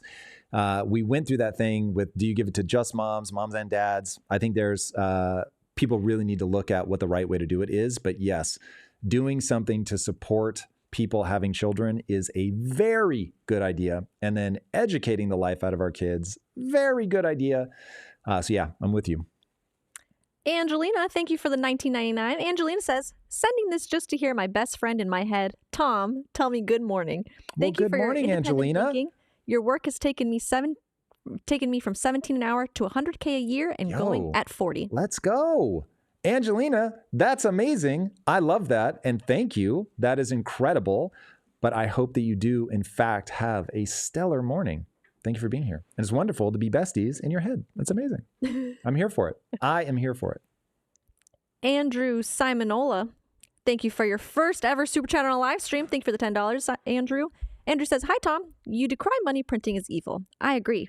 Consider income tax, too. It's not like owning your labor, taxing your finite time alive. Theft of our most precious resource, time. Thoughts? Andrew, I'm with you, man. I think it is a calibrating question to ask people, hey, just imagine a world for a second where we didn't have the IRS and we did have the ERS, External Revenue Service. Would you be happy? If we could support all the things that we have right now, if we could get the same 4 trillion or whatever exact number of dollars, if we could get them all from external sources, would you be excited by that? And if people say, no, tax the fucking rich, then I'm like, uh-oh, red alert. This is somebody who leads with resentment. They are not actually trying to solve the problem. The invisible goal that they have is to punish the wealthy. So it's just a good calibrating question. I'm not saying it's possible. I'm just saying to have somebody run the thought experiment, you will get a sense of what's actually driving them. Now, I don't mind paying taxes if the money is going to something useful. So take parenting. If tax dollars are going to help parents, yay! Love that, because we need more kids. We need them raised well. So I'm all for that. But I agree. At the end of the day, this is, you are saying, I want you to go do a hard thing, work, and we, the government, are going to take some of that. Again, to some extent, I think it can be very useful, but the level to which we're taking it now, the inefficiency is gross. But there's a really fun meme that says, it shows a guy, I think he's wearing like a hard hat or a vest or something, like a workman's vest, and says, trying to remember when the government worked half of my shift. That's pretty funny. That's pretty funny. I feel that. We have a super chat from Michael MCG. Michael, thank you for your €10. Michael says, Michael McG. Possible topic for the future. Steve Bannon recently said he and his team are working to get Trump run for a third term in 2028. Trump has not said he wasn't. Any thoughts? I fucking hate that. I hate that so aggressively. There is a reason that we built into the Constitution a constitutional amendment that says 2 terms, that's it. This is not like we're not doing it based on vibes anymore, where it's like, well, most people stop themselves after 2 terms. It is in the Constitution. Now, listen, we have a process for making constitutional amendments. So if you can get whatever 2/3, I forget the exact number that you have to get, I think it's 2/3. If you can get 2/3 of the House and Senate, I think, oh God, I should look that up. But anyway, if you can pass a constitutional amendment, fine. But boy, I'm not here for it. I would be asking my local representatives to vote against it. So I don't love it. We need turnover. You do not want things to calcify. And they will, once somebody gets into power, if they have a mechanism by which they can hold on to it, yikesies. And given that just name recognition alone can help people stay in power, I hate it. I hate everything about that. Esoteric Dichotomy with the $4.99. Thank you, Esoteric Dichotomy. They said, the math on tariff replacing income tax does not quite work. 80 billion versus 2.2 trillion would need average import at 75% plus tariff, too reliant on imports. So, Esoteric Dichotomy, watch the video where Chamath and David Freeberg are interviewing Howard Lutnick. He breaks down their hopes, not that it will necessarily work, but he breaks down how they are hoping to be able to reduce government expenditure by $1 trillion through fraud, waste, and abuse, and then increase the revenue that the government brings in by a whole host of things. Tariffs, part of it, but also the gold card, the Trump gold card, and other things. So watch that. It's at least clear. Now, whether it will work is a totally different question. But yes, you have to make the ends actually meet. We've got Dubstep Kid 801 with just a $1.99 super chat. Thank you for your support and appreciation. Dubstep. Indeed, man. Thank you. Dubstep. And we've An got orange suitcase with travel stickers. orange. We're traveling all over the world. Pass by that. Yeah. Well, I didn't. You know what? Paid $1.99 to have that. Some of them sometimes have orange balloons sticker and stuff, acknowledged. but is the sticker part of the super chat? I thought that was just a Shows fun YouTube thing, like that it just adds for no reason. Oh, I see. That's just saying there was an orange. Yeah. I thought he was saying something a little Tourette'sy, but got it. That's describing an emoji. Yeah. I see. We out here traveling dubstep. Indeed. G Paul with the $2 from Canada. G Paul says, T, love your show. Damn, T, he's shortening your name. T, love your show. Ever helped a fan with money in money ruin? Of course. But I mean, that's I'm not going to put people on blast, but yes, of course. Truth Devin, thank you for the $5, Canadian $5. Truth Devin says, I'm okay with the flat tax. 3 issues is that destroying the middle class is the rich buying all the assets, money printing, and good government services. Okay, let's say it another way. The average American with a retirement account is buying up all the assets. Now, how do we feel? Because, again, these companies are not just the wealthiest among them. They are average people with a retirement account that are being forced to buy assets because of the system. Look, buying explain hedge funds, because I feel like people they're missing that part of it. Of like, hedge funds is probably the far more dizzyingly complicated thing because they're betting up and down, left, right, A, B, select, start. It's BA, select, start for anybody at home keeping score. Forgive me. Okay, let's just talk assets, and I'll give it to you really fast because I have a feeling that the diehards in the chat are like, Jesus Christ, we've heard this 1,000 times. The way the stock market works is you're creating an opportunity to aggregate capital. So if you're presenting this idea for the first time, you're saying, you know what we need to do? We need to create a public company system and let companies that have to meet certain requirements make shares in their company available to the average buying public. And so what ends up happening is the companies benefit tremendously because they're able to take that capital and use it as a way to actually grow the company and to make the thing that allows for the innovation and a better way of life for all of us that are benefits of these companies that make things. And it also benefits the average person who now, instead of having to build a company, can own a piece of a company. So it wildly lowers the risk. Shout out Ivar S. It wildly lowers the risk on people who are not entrepreneurial minded or who are entrepreneurial minded but just want to own a piece of a whole bunch of other companies. It also speaks to the gambler inside of the vast majority of humans. Okay, so that's why you do it. It is phenomenal for accelerating growth. It is also phenomenal for the average person being able to win when companies win. That's why it exists. So that's why we do it. That's why people all over the world do it. It is that very beautiful 1-2 punch. Was there more on that you want me to say? No, that's just why people understand what assets is and why they're doing it. And well, what assets is a slightly broader thing. Assets are things that you can own that have a value, just to really make it simple. Now, going back to the super chat, the 3 issues that is destroying the middle class is the rich buying all the assets, money printing, good government services. Now that we have the definitions outlined. Do they mean bad government services? Good government services? Why would that be? They said good government services. Good government services. Yeah, I mean, I think I'm now putting words in your mouth because I think the reality is bad government services. That is no bueno. Money printing is the big glowing orb that you ignore at your peril, because money printing, it isn't the only thing. Rich people will still, not true. People will get rich playing whatever system you create. So this is why you want light touch regulations to keep things from deranging. Because yes, I can actually understand and get behind if somebody, I think you'd want to do this temporarily, but if for the next 25 years we wanted to say, you know what, let's stop letting corporations buy up all the houses, because houses are a simple asset that people understand, that they can live in, that they can fall in love with.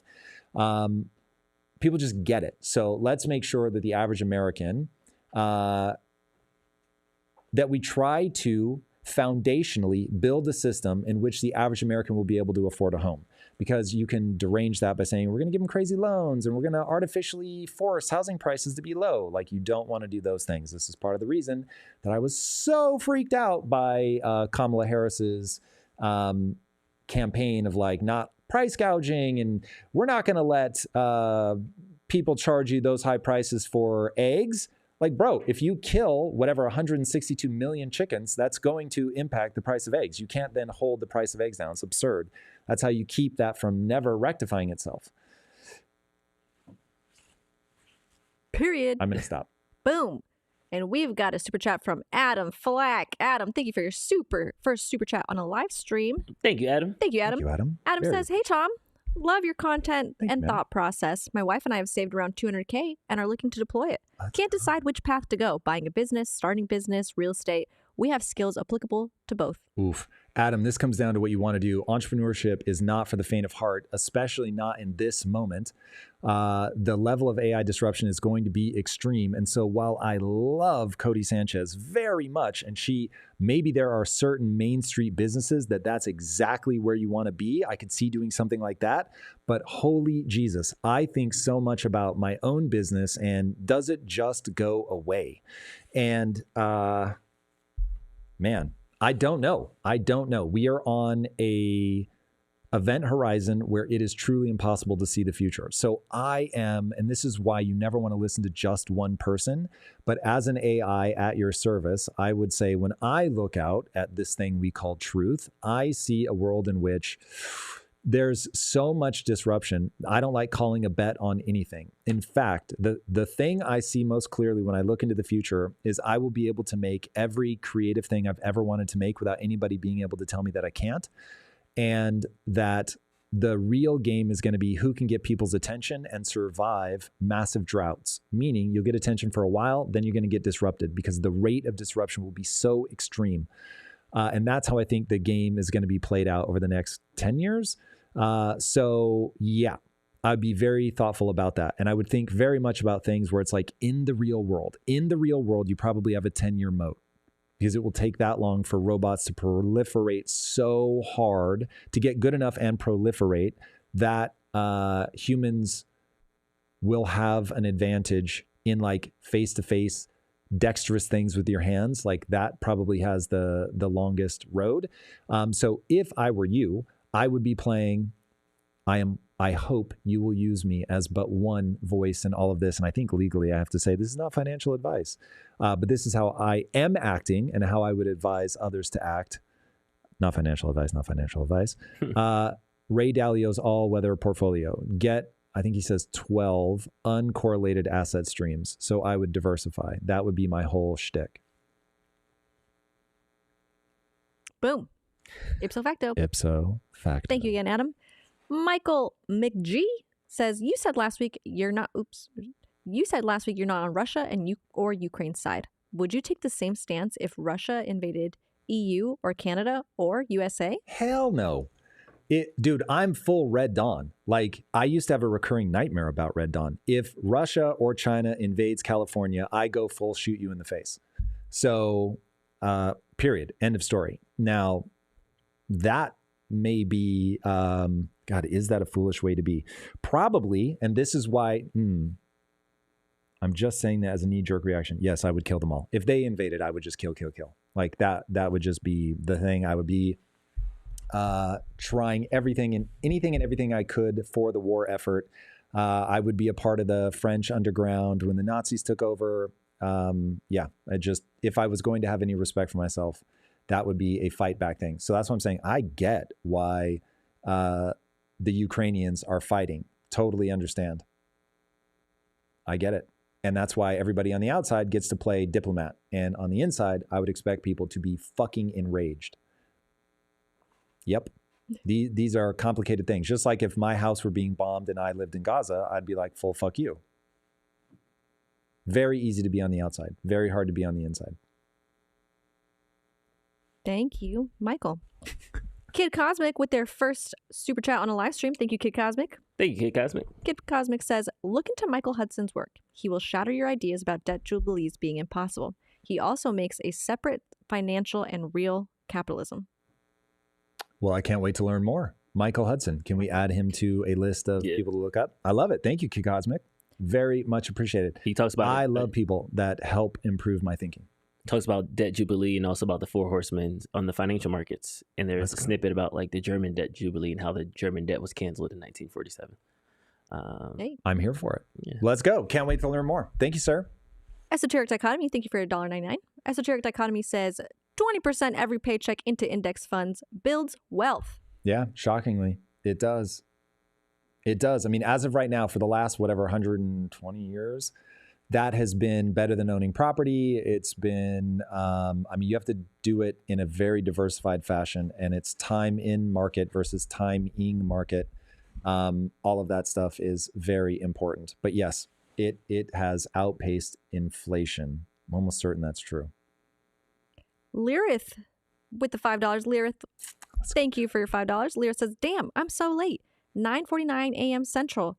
Aren't you guys East Coast? Isn't it 7:49 a.m. for y'all? Damn, yeah, so we are early West birds. Coast, Lyrith. Forgive us, because originally Lisa was supposed to shoot today, so we had to go early because we share a set. And then it ended up getting canceled, but we had already notified everybody that we were starting at 6 a.m., so we didn't want to switch it up. So there you go. But yes, today was early. We started on the West Coast. We started at 6 a.m. Early birds get the worm. Indeed, they do. I'm going to remind Drew that he said that. If the numbers say that a 6 a.m. start is better, we shall see. Has Tom heard of Disney's hollow tile technology? I have not. It would be great with VR, let you move in place. That's very interesting. Yeah, VR is going to be, I think, cool, but not nearly as cool as augmented reality, which I think is going to be the future of it all.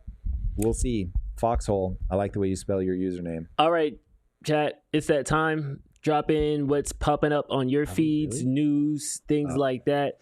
Let us know what you... still have time together. You scared me for a second. I was like, whoa. Let us know what news has been happening in your world, what you see is popping off. We saw that there's like a wildfire in North Carolina. We hope everybody is infected by that. In March. I'm still weirded out by that. It's crazy. It's supposed to be wet at this time of year. Crazy. What's going on? So hopefully everybody's doing okay. Thomas thoughts. Okay, wait. Chat. Baskin Robbins in One Piece. A devil fruit flavor fusion. Where are my anime heads at? Cute. Hold on. It's so funny that X knows me, because this is clearly a For You page. There's like basically nobody talking about this. But it made my page. Robbins One Piece? Yup. Dude, when you go to Tokyo, anime collabs are everywhere with like companies that you would be like, wait, why is a mortgage company using anime? That's a little bit of an exaggeration, but not much. Yeah. I'm here for that. Look at that. Baskin Robbins, the multinational chain of ice cream and cake specialty shops, is teasing collab with One Piece featuring devil fruit ice cream flavors.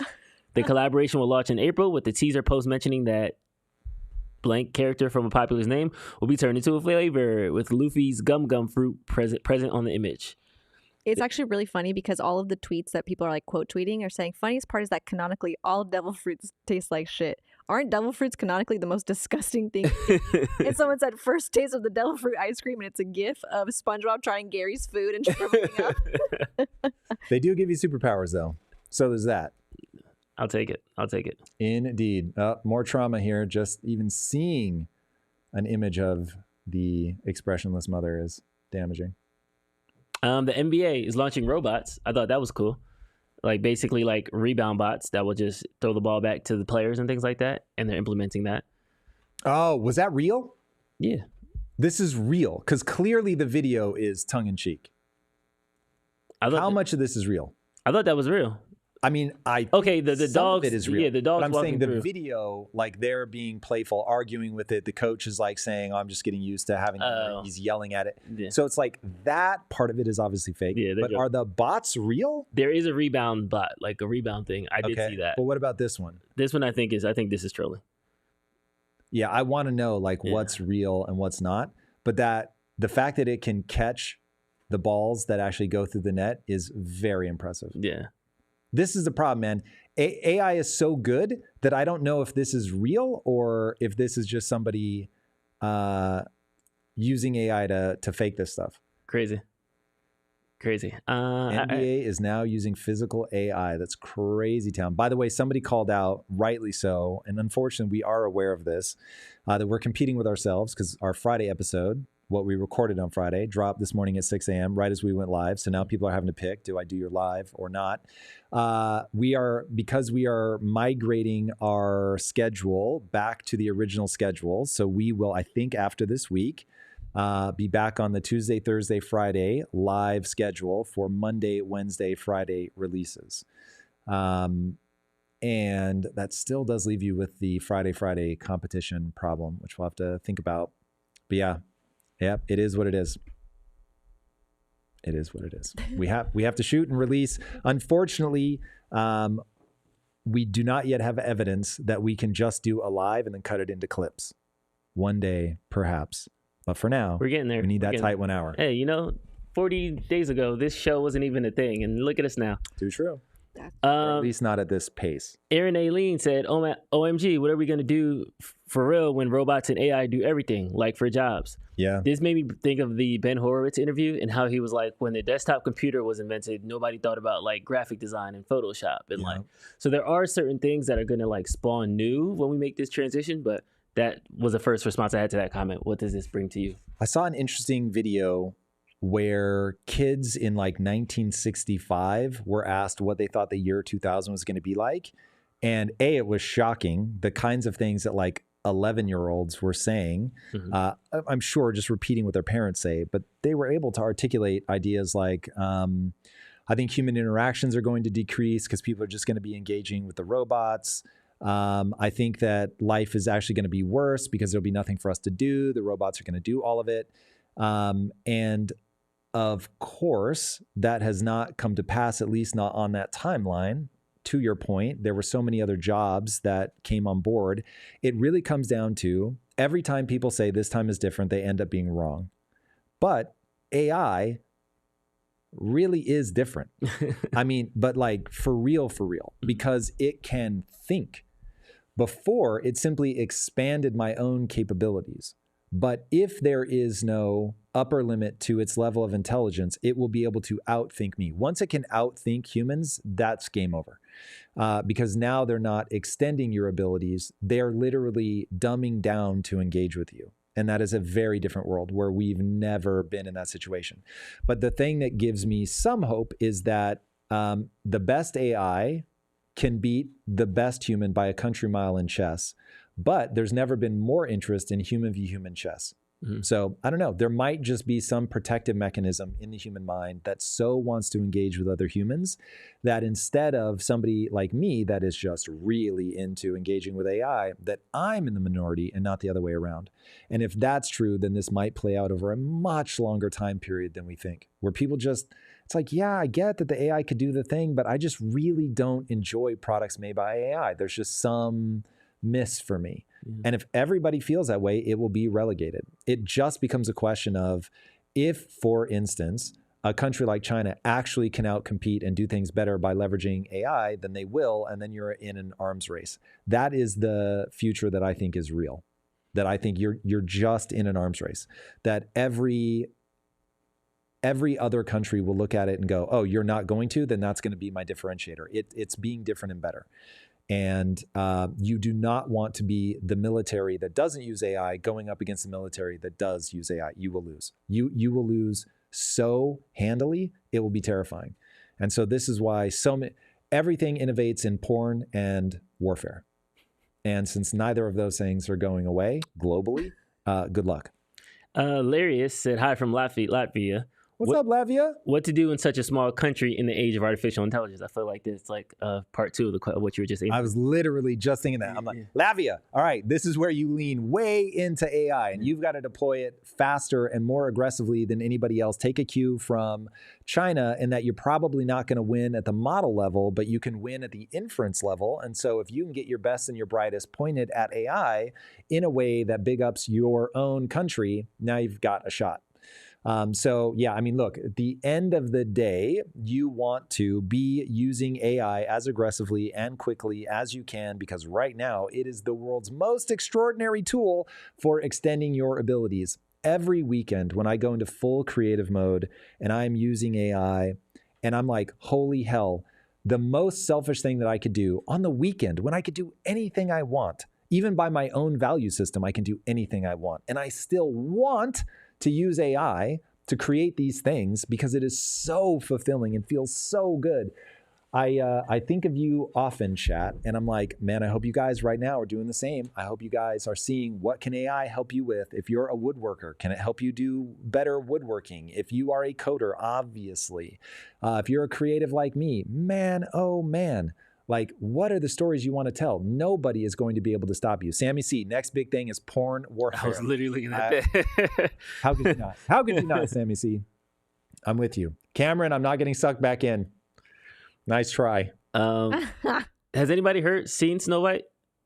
No? No. I'm not interested in... Snow White promotes full-blown Marxism. Coverage is huge news on this one. So I watched... Piers Morgan, the debate over Snow White. I find it super compelling. I'll check it out eventually, like when it's available for streaming and see. And if it's not fun, then I'll tap out. Personally, I get why people get mad because nostalgia. And it's like, you don't want somebody, I won't lie. I have to wall my brain off every time they release a new Matrix for it not to impact how much I love the original Matrix. So I do get why people feel like, well, hold on a second. When you play with Star Wars, it diminishes my love for this thing. I don't think that's crazy. But at the same time, if you own the IP, you should be able to do whatever the hell you want. And if you think the right path forward from an economic standpoint for your company is to do things that are quote unquote woke, you should be able to do it. So of course, if people don't want to watch it, by all means. But the way to beat bad ideas is with better ideas. The way to beat bad entertainment is with better entertainment.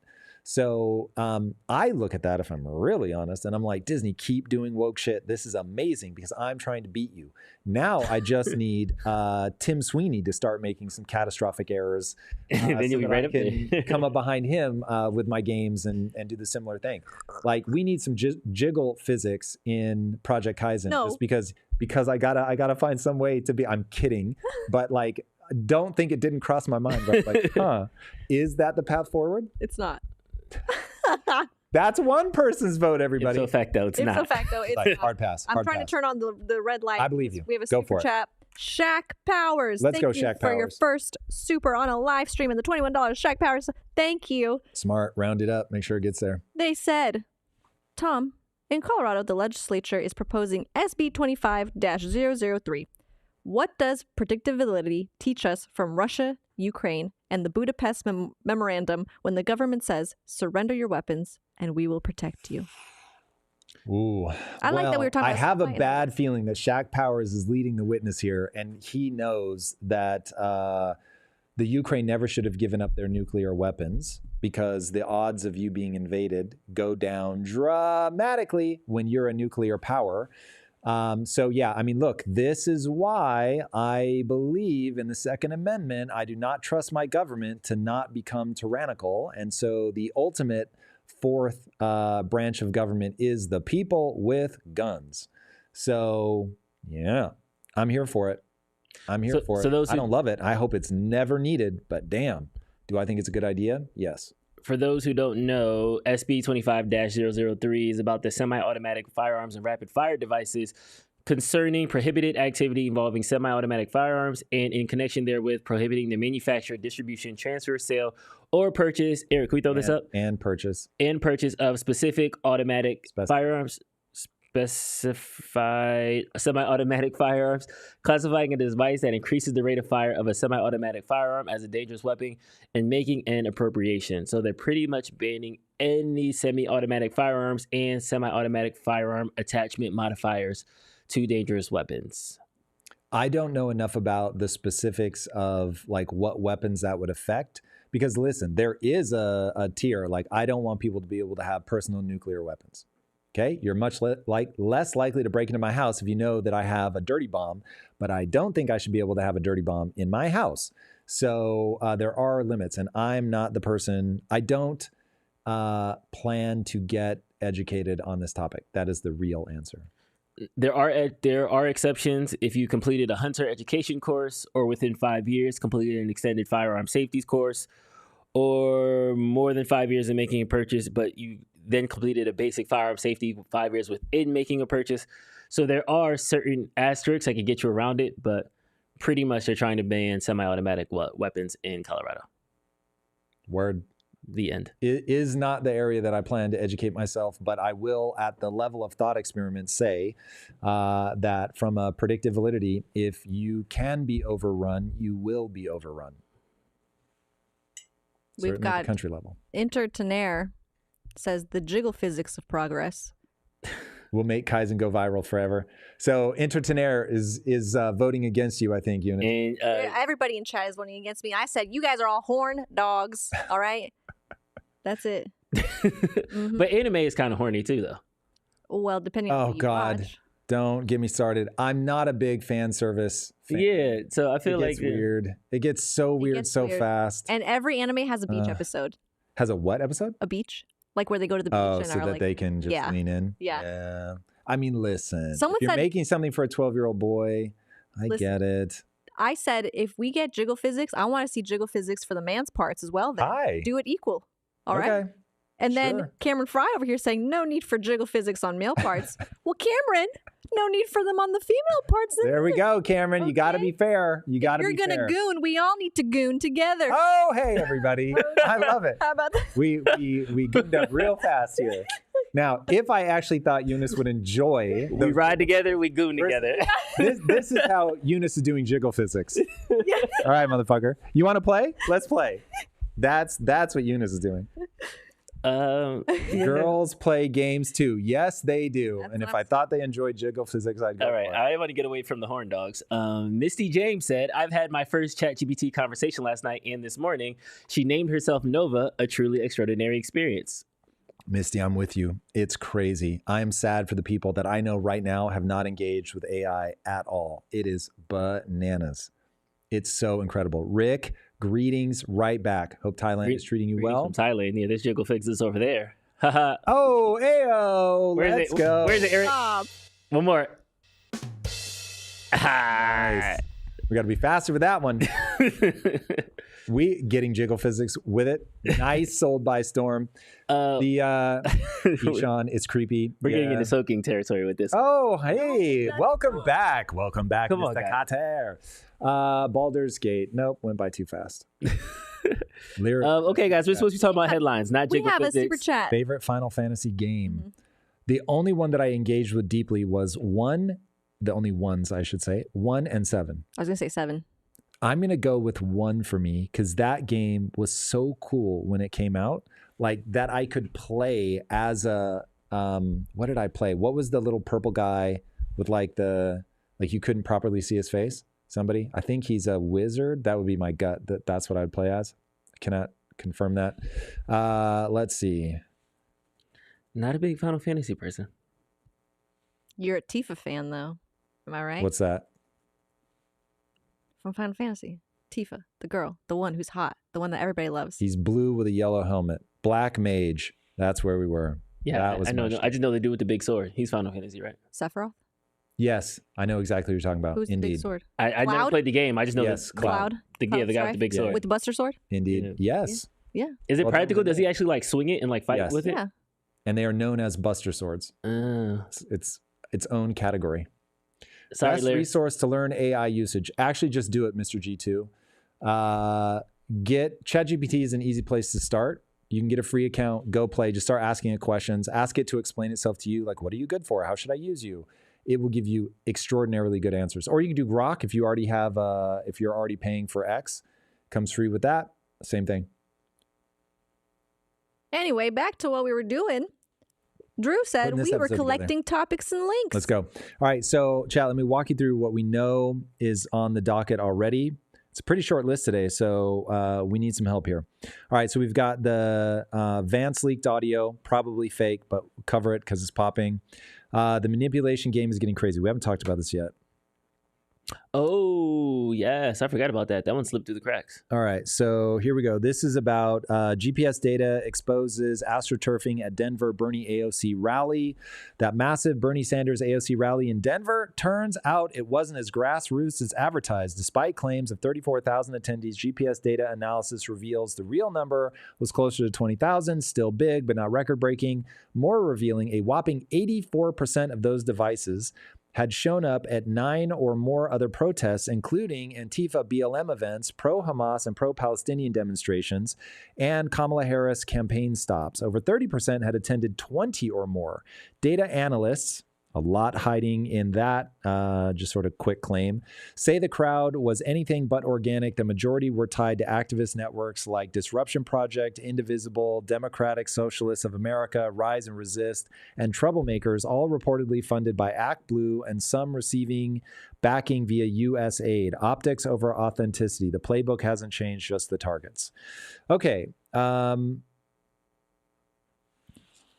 One, everything is spin. Even this tweet is spin.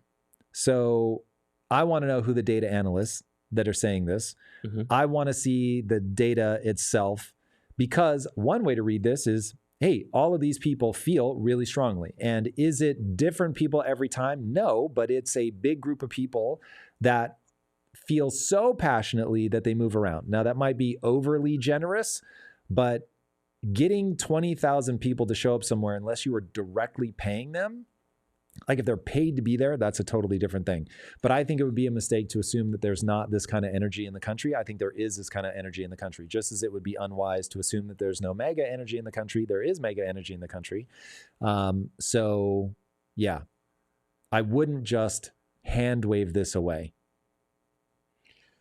All spin all the time. Yeah. I feel like if we did the similar tactics at a MAGA rally, we would see MAGA activists and MAGA support groups. Like that's their base. So I'm not surprised that those people are there. Yeah. Are you agreeing or disagreeing with me? I'm agreeing. So I'm just like, it seems like it's not. Agreed. I would not hand wave this away. I think that Bernie and AOC are going to gain popularity. They are the political equivalent of Gary Economics, who is clearly capturing a sentiment right now. So yeah. And if Bernie can, because basically this is a marketing device to take Bernie's juice and hand it off to AOC. I will be very surprised that Bernie makes a run for the presidency in 4 years, but AOC really might. And so if this is about spending the next 4 years, Bernie transferring all of his like goodwill to AOC, that's a very smart playbook. And so my gut is what you're seeing is the Democratic Party's attempt to make AOC an even bigger star. I feel like that's the ticket that they're testing right now, Bernie and AOC. AOC starts as vice. And then how old will Bernie be in 2028? Dead? I mean, that's like at some point, he's got to be mid-80s. He's 83 right now. Already he'd be 87, bro. No way. Come on. Come on.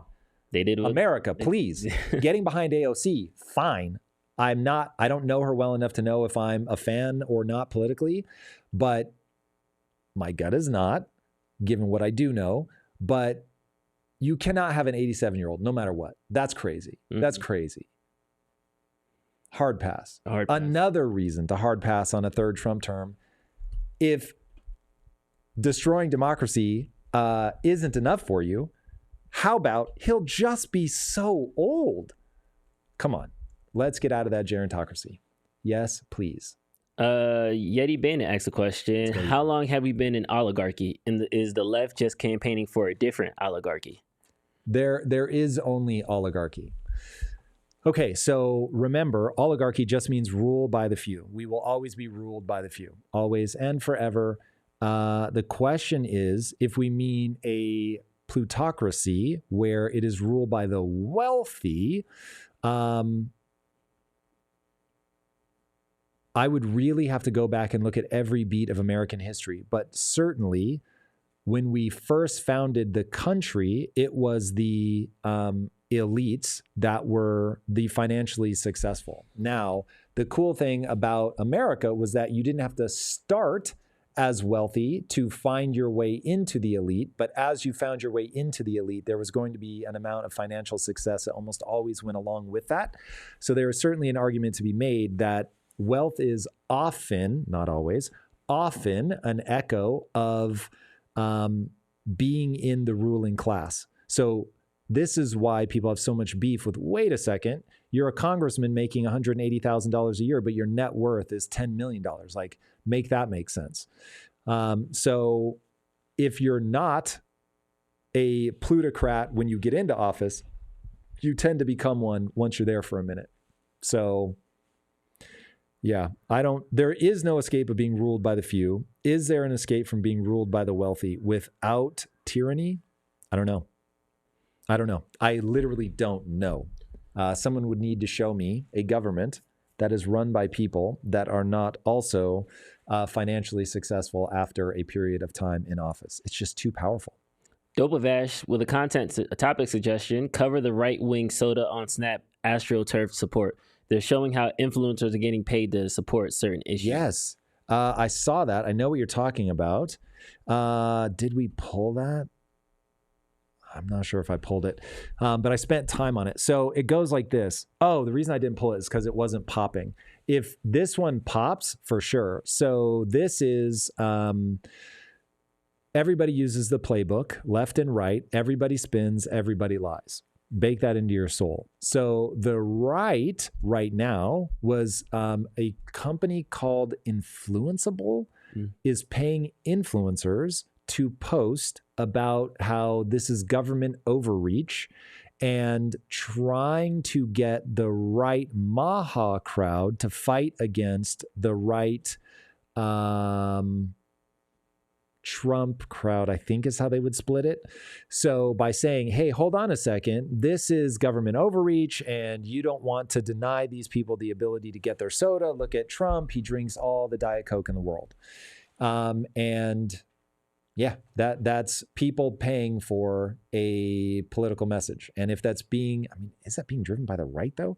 I'd be very curious to see if that is one side of the right trying to get their way within the right, or if this is the left realizing this would be a really good strategy. For me, I just assume both sides at all times are doing the same thing. So there are no... We were at a former company we were approached by Democrats when they launched a vaccine to do content for them. So influencers in politics has been happening at least back to the pandemic. Oh, for sure. Yeah. So. And it's going to happen on the left and the right. So if that's a right thing, boo. I mean, the thing is you should just have to disclose that you're being paid to do that. So cool. Yeah. I mean, it's the hashtag ad. Yeah. Yeah. Slap it on. Let's go. Yes. Whose energy is referring to? Did you see Cameron Fry with the Ashton Hall fitness routine going viral with the Saratoga Water? Did you see this? No, I don't know what any of this is. Yeah, it was hilarious. So banana peel on face. 3:42 a.m. So this dude, he basically did one of those like get ready for me, like my morning routines. He woke up at like 3:42. His wife like hands him, or girlfriend, some faceless woman. Yeah, hands him like a towel. He ducks his face in like ice water. He goes outside. He writes.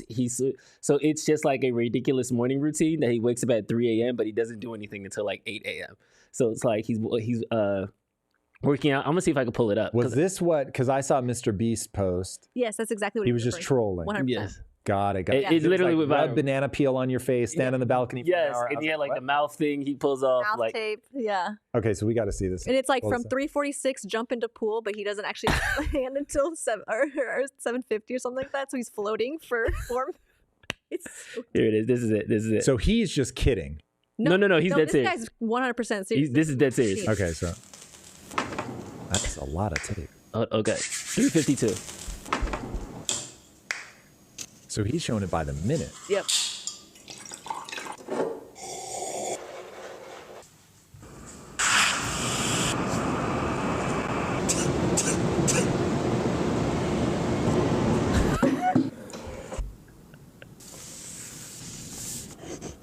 So we're going to be serious about the Lord's business. If you guys are just listening, he's doing all kinds of like sort of mini weird things. Some push-ups, listening to videos, dunking his face in ice. But it is interesting. I mean, he's giving you a minute-by-minute breakdown of what he's doing. You've got to be heading.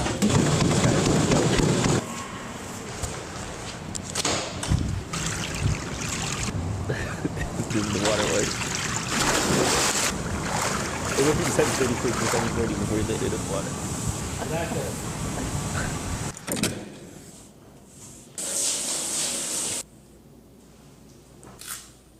There's the banana.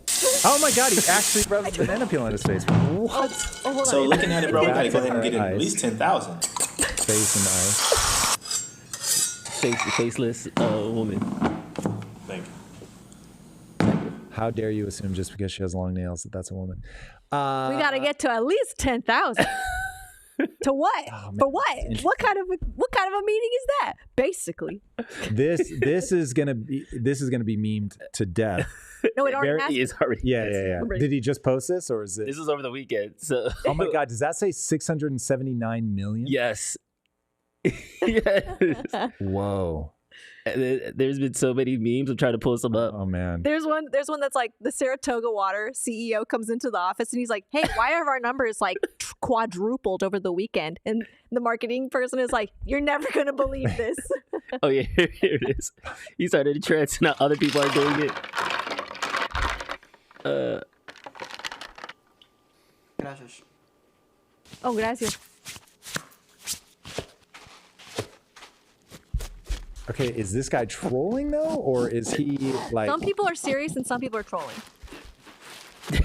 I love that he has artificial grass in his house. This guy. To do with that. Yeah, this guy. He's trolling. This guy's trolling. Gracias. The water. Thank you. Look at the brief. Oh my God. For people just listening, this is terrible TV, but if you're watching, it's pretty funny. This is. Okay, so yeah, this is gonna get memed to death. There's no doubt. This is like, oh God, Wait, does he actually own that water brand? DevZ says he owns that water brand and it's an ad for the water featured in that video. If so, that is the smartest thing ever because I've seen people take pictures of it in their shopping carts or them buying it. So the yoked guy, Yeah. from the original Is that video, true? he's Let the me Google CEO. it. If it is, that's amazingly gangster. I love it that he uses it to ice his face. Oh, my bad. That is hilarious. Let's get This is like the Ed Milet thing where, and listen, I don't know if the main guy is just trolling, but the fact that he has that sort of dedicated of a morning routine minus the, I don't know, the banana peel on the face thing, but getting up and doing things immediately, that I don't get why people are making fun of. But the absurdity of some of the things that he is doing, that's pretty interesting. Yeah, he owns a water brand. It's an ad for the water featured in the video. Well, he certainly got views. There's no doubt about that. It says Primo Water or Primo Brands owns it, so I don't know. Yeah, I'm saying But is he the influencer on CEO? mine. Yeah, he was just an influencer getting paid to it. But hey, man, it went crazy on X. Everybody was talking about it. Jesus Christ. It's just when you look on your credit card bill, it just says Saratoga Water and bananas. That is hilarious. Oh man. Humans are funny. Humans are hilarious. But yes, keep those content ideas coming in. Have people tagged you in the Ed Milet video? Because I feel like every 3 days. I don't know is the only honest answer. I don't know. Checking your notifications, I'll go through phases where I'm like, cool, I'm just going to go in and argue with people. And it's a great way to sharpen your ideas, no doubt. But I find that spending time on the notifications ends up being more or less wasted time because it's far more efficient to argue with chat than it is to argue on X. And so I'm better off spending my time on X finding out what's popping off. So I miss the vast majority of my notifications. Lab experiment. I did solve the streets of trash issue. You got to wait for the episode for that one, though. That's too hot. Man, he bamboozled us all. Too hot. I know. He made it sound like he was Bro, going to you're cover it baiting here. Hey, man, it wasn't in the You said headline. it at the beginning of the episode. It wasn't in the headline. I'm a Eunice on this one. This is icy.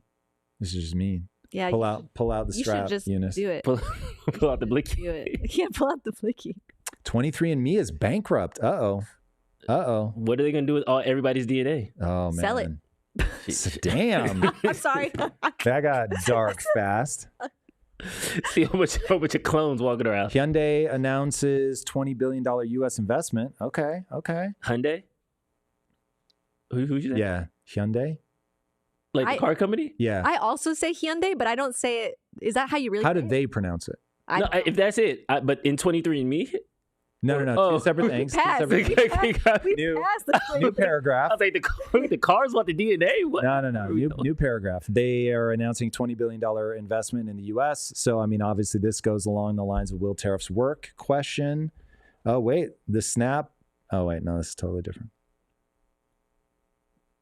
SNAP benefits under scrutiny, soda and candy purchase. I thought the same thing, Diallo Savage. And they bought 23andMe. No, sorry. Every time you drive, fake it's news. everybody who gets in your car, they can tell you where their ancestry comes from. It takes a bit of blood as you touch the steering wheel. Shout out to my Severance fans. Oh my God. So without giving anything away, anybody watching Severance, just emotional state, how did you feel about the ending? Eric is good. Eric watches Severance for sure. Eric, what'd you think? Don't give anything away. You liked it. Thumbs up. Eric is He's saying- shaky. Thumbs up to thumbs up, wiggling yeah. hand. Oh, aggressive thumbs down. Oh, your thumbs down? I felt betrayed. Aggressive thumbs down. Aggressive thumbs down. Betrayed. All I know is that Ben Stiller made that show, and do I love me some Ben Stiller? Yeah? Yep. We're a fan? Yeah, big All fan. right. Yeah. I'm gonna watch it. Apple TV Plus. But Ted It's Lasso. worth watching, sort of. Oh, okay. But so many shows Ooh, fall apart in the Lisa end. It's Bilyeu in tough. the chat said, "I want my money back." Yeah, we were in sync. We both looked at each other and we're like, "Bitch, you for real?" Like, say what? But that's all I'm not gonna go any farther. That's it. Watch. The show was season 2 was a lot of fun, despite my reservation. Work hard agrees. He says last episode was kind of lame. Man. Dang. Everybody's asking for a season 3 though. I saw that on Twitter. If I knew there was a season 3, then I wouldn't be mad. No, Tia, Tim But Cook, like- Tim Cook said yes. Oh, there's a season 3. Yeah. Ben Stiller Oh. added him. And Oh. they're asking for it, and Tim Cook said, "Yep, on request." Yep. Okay, word. Well, then never mind, chat. It's a perfectly fine way to end a season. Yeah. I thought it was a series ending, which I guess I don't know why I thought that. Oh, perfectly fine. Great cliffhanger. Okay. Cool. Never mind. I take it all back, okay, chat. I take it all back. great. Is this Greenland invasion real? Invasion? No, we are not invading Greenland. It's a debate over their sovereignty. So should we be sweating them? Because our thing is Denmark is not being a strong enough ally. I don't know what that means, but that's what they're saying. Now, in Greenland, at the headline reading level, my understanding is that Greenland is like, we don't want to be in this debate. We don't want any radical changes. We understand what life is under Denmark. We do not know what life looks like under America. So, hey, let's pump the brakes. W Now, knows better than W I don't, right? certainly cannot speak on behalf of what everybody in Greenland believes, but that is the headline level of what's going on. The Jaded Goblin Trump Workshop. threatens to invade Greenland in wild press conference. Please play that immediately. Because if he actually says that, that is fucking unhinged. The Jaded Goblin Workshop said, "Geez, why are we even debating another country's sovereignty?" Yup, that would be the right question. So this has got to be on YouTube. I'd go straight to YouTube for this one. And chat, if anybody has a link, let's go. Teal and friends want Greenland, says Solarpunk. We're 100% taking Greenland, says Jexter. Dude, we own North America. The problem is, chat, I can only see the first half of your comments. So if anybody pulls a hard left at the end, forgive me for missing it. Ivywood Records. Please defend your workaholism philosophy. Yes, Trump is unhinged. Wake up, says JD. JD coming in hot like that. No good morning, no nothing. I know. Hot dogging over Defend it. here. Like, bro, come on, at least spit on it. Ah! Hey-oh. Sorry, I had to, chat. I had to. Jiggle mechanics. You know what I'm saying? Hot AF. Jiggle physics. Jiggle physics. We got you. The jiggle physics of progress. Yeah, be careful watching White Lotus. There was some jiggle physics on. I heard about jiggle physics. Like, hey there. Oh yeah, this was 10 days ago. Wowza. What was 10 days ago? The Greenland. Question. Thank you, Mr. President. Greenland. What is your vision for the potential annexation of Greenland and getting them potentially to... Well, I think it'll happen, and I'm just thinking, I didn't give it much thought before, but I'm sitting with a man that could be very instrumental. You know, Mark, he doesn't say we're going to invade them. International security. Not just Headline farming. Boo. Hard boo. If that's the only thing, that's BS. He's just saying, yeah, I think we're going to make a deal. I think they're going to want to be under our banner. We're going to be able to work it out, blah, blah, blah. Normal Trump shit. Oh, submarine in Greenland seas. That is why. Okay, say more, Lynn. Like if we're doing weird shit, that would be bad. Usha Vance and some other top representatives are headed to Greenland now. Okay. Article is claiming... What's scary? The Greenland thing? The article is claiming the IRS predicts... I always feel like I'm being trolled by that scroll. The article is claiming the IRS predicts less income from people since there are less employees to audit people who don't file taxes and more people will follow suit. Okay, random. But as something we should cover, mayhap. Tom, Lisa, your wife. No, I don't want to read that. Uh-oh. Guess that this is why we don't read out loud. You know what? Let me give you a little feedback right now that we've been working on, Tom. Remember, you got to read the comment and process it. And then speak. Okay, fair. Any Assassin's Creed criticism? Are you Assassin's Creed person, Eunice? No, that's not for me. Oh, okay. Yeah. They were talking about shadows being weird. Well, I know the drama that kicked off, I don't know, maybe 8 months ago, where it's like a black samurai in Japan, I believe. And like, I don't know if it's based on I think it's based on a real guy. Yeah. And they're like, well, hold on. That of all the samurai you could pick, you picked that one guy, I think. So we'd have to look at that. So people were like banging the woke drum. Yeah, I saw one. There was that, and then he kissed a non-binary person in the game. And then somebody under that, well, like it's a choice-based game. So you walked into that relationship. Yeah. So it's not like the game is forcing on you, but I just didn't know if that was... The ocean is deep. It's all about Cold War. Okay, let's dig into that, Lynn. I'm on a separate tab, just so you know, Tom. Greenland submarine. I don't know if bringing submarines while we have delegates there should raise those antennas, but I don't see it. Yeah, I mean, if they're trying to be provocative, though, like I don't like it when China does it. I certainly don't like it when we do it.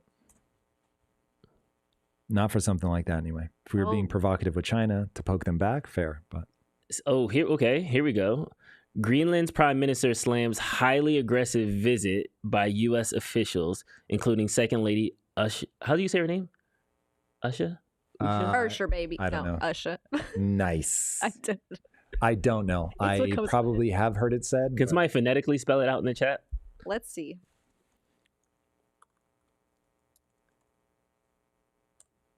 In the interview, is this going to give me audio? All right. Well, you look up more. Okay, and I don't know this language.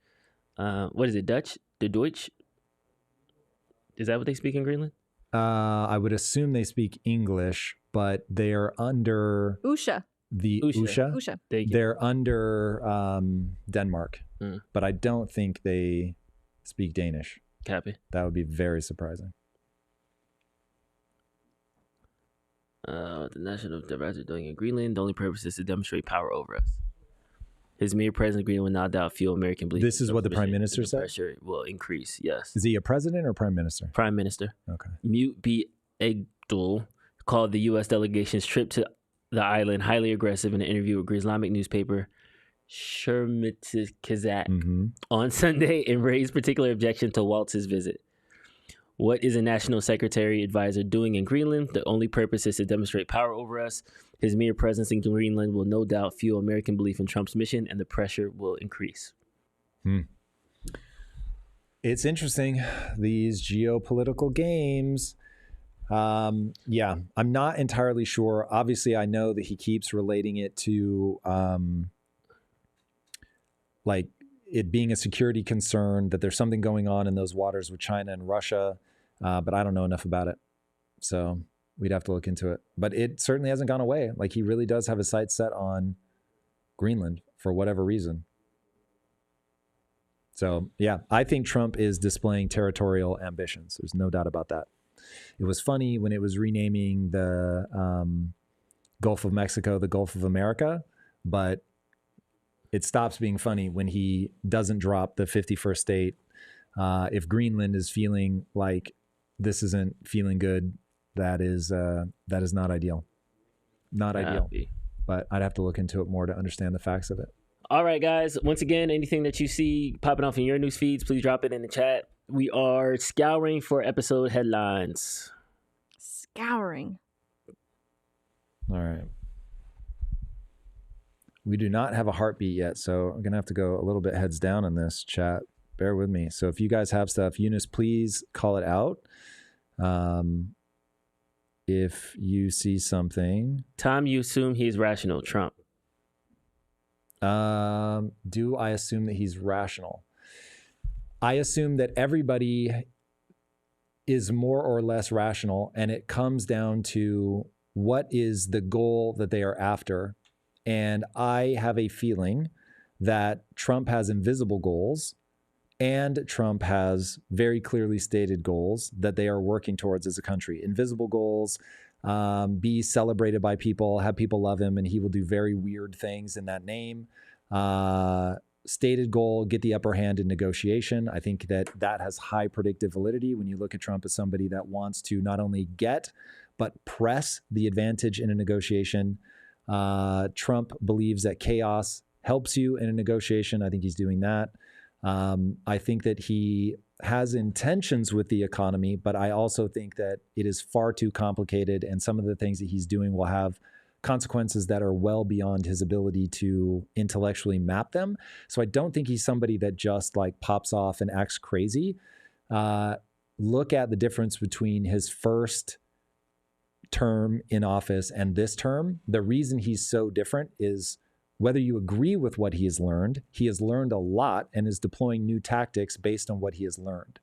And so I think it has low predictive validity to look at him and go, oh, this is just somebody who's crazy and saying unhinged things. And it has high predictive validity, like with, I'm going to warm people up by changing the name of Gulf of Mexico to Gulf of America. I'm going to joke around with the 51st state, but then like as people to see how they react. And well, I think I can keep pushing this, keep pushing it.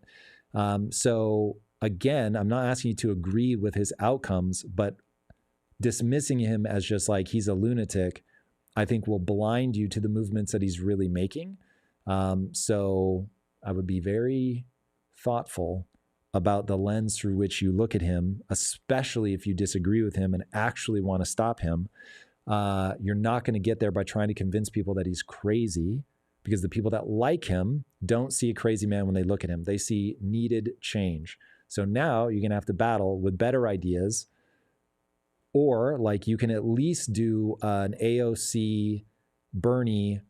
Trump is going to lose the emotional support. We're going to swing in and pick up the emotional support. So make Trump trip himself up tactically while we do what he did when he was out of office, which is sweep everybody up emotionally. That, I think, will have higher predictive validity when you look at what plays out over the next 4 years. Canadian Liberal PM calls a snap election. Remember how Canada could call the election? They think we're there. Yeah. So we're at peak utility of Trump creating chaos, People are moving towards our side. Let's go, baby. April 28th. We called it. You heard it here first, boys and girls. You heard it here first. Not that I want to over-index on caring about when I'm right, because I'm going to be wrong a whole bunch. But that belief seems to have had high predictive validity. Trump is playing fourth dimensional chess, barely checkers. JD, I have referenced this whole idea many, many times. I'm not saying that this is all four-dimensional chess. In fact, the very thing that I would say, if Trump thinks he's playing Tesseract chess, that is as dumb as saying, shoot me in the ear, bro. So, yeah, I think that it is my understanding that in the book, The Art of the Deal, he actually says you want to overreach at the beginning and you want to create chaos. And that allows you to move the Overton window such that when the thing you finally settle on, will seem reasonable, but will be much farther to your side than it would have been had you not deployed those two strategies. If that is actually accurate, then that has high predictive validity for the way that he's behaving right now. So again, will it all work out in the way that he wants? Probably not, but you can actually see an echo of the book, if my summation is correct. You can see an echo of the book in the way that he's behaving. So again, if you read Mein Kampf, which I have done, Hitler literally said, these are all the things that I'm going to do. If you just fucking believed him, you would have had an ability to seemingly predict the future. So I'm not saying it's going to work. I'm just saying that's what he's doing. So rather than try to write him off as a buffoon, understand him as somebody who said, this is how I run deals, and is now doing exactly that. I'm all for if you want to stop him. I'm just saying, don't try to be like, this guy's a moron. He doesn't know what he's doing. It's like, these things won't work, and here's the reasons that they won't work, is a far better way to approach it than just being like, he's an idiot. He doesn't know what he's doing. This is never going to play out well, all of that stuff, because there are people that really believe in him. We have a red light. Let's go. We have a super chat from Lyrith. Lyrith, thank you for the $50. $50. Damn, Lyrith, making up for lost time. Let's go. Super chat. Thank you, Lyrith. Lyrith says, AC in France during French Revolution. What's French AC? Guy? What's AC? I think he means Assassin's Creed because it was mentioned. French guy, Italy, Italian guy, Arabia, Arabic guy, Britain, British guy, America, both Native American, British colonist descent guy. AC in Japan, they go with Yasuke. Come on, Sweet Baby Inc. Forced DEI. Sweet Baby Inc.? I feel like you just wanted to say, never mind. Sweet Home Alabama. I'm so, I have no idea. You tell us, please, Drew. Drew's head. Drew, please text it to me. Opting out.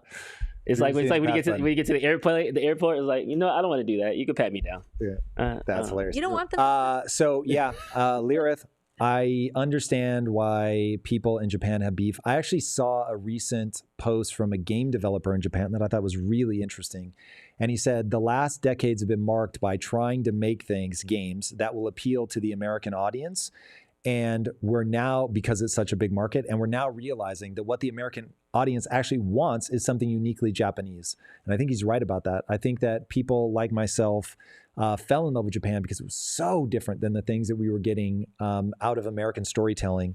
There's a reason that anime and manga absolutely dwarfs the US comic book market. I think that they have a style of storytelling that is, I will say, historically anti-DEI, and meaning the stuff that's like their fastball down the middle, which is shonen stuff aimed largely at boys. And they just gave 12-year-old boys what 12-year-old boys want. So them changing to try to out-American the Americans is a mistake. You want to be as Japanese as possible, and then that plays out how it plays out. For a long time, that played out with the gigantic economy of America absolutely loved what you were doing. Oh my God, Acme knockoffs.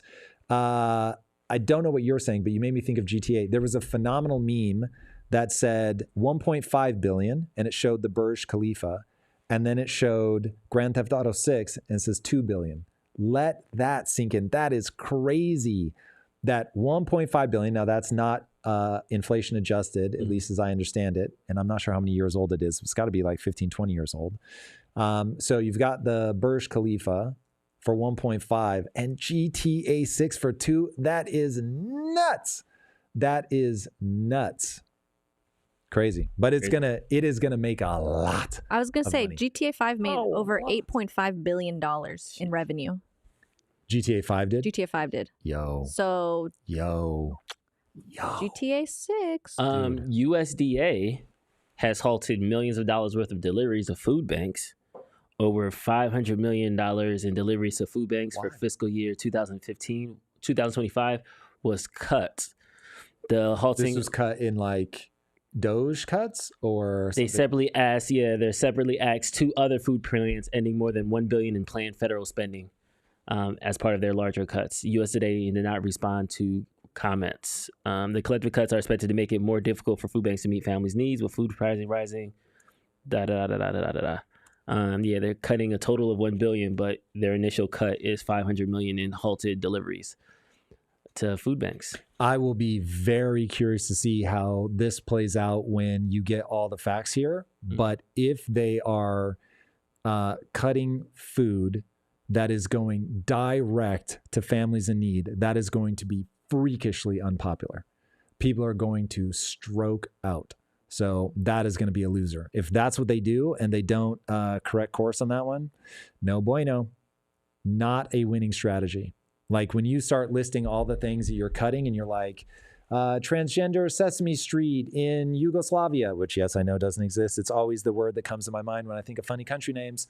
People can get behind that. But when you talk about reducing food to people in need where their kids can't eat, that is going to lose in all capital letters.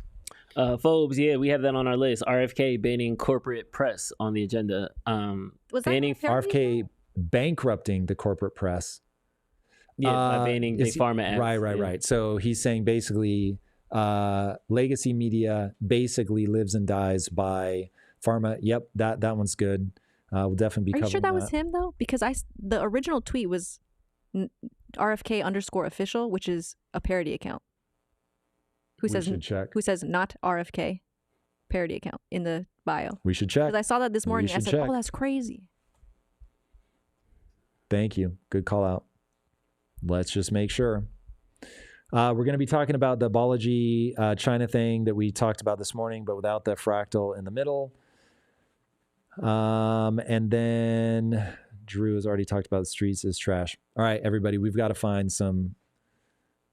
a strong start here. We've got Gaza journalists killed amid airstrikes, 75,000 posts. That they bombed the hospital. Oof. Over the weekend. The Israeli army kills journalist Mohammed Mansour, a correspondent for Palestine Today, in an attack. That's not going to be popular.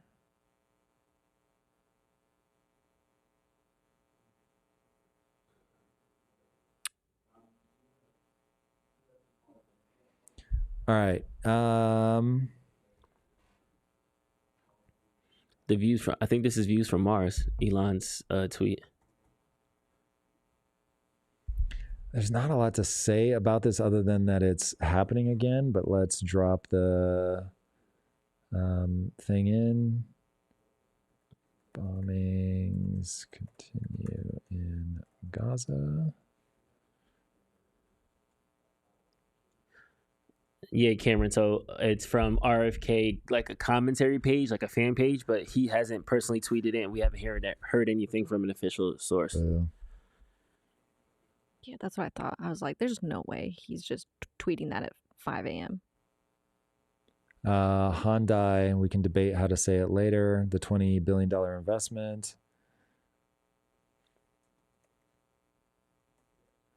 Do you know what that investment is in or for? No, we need to look at it.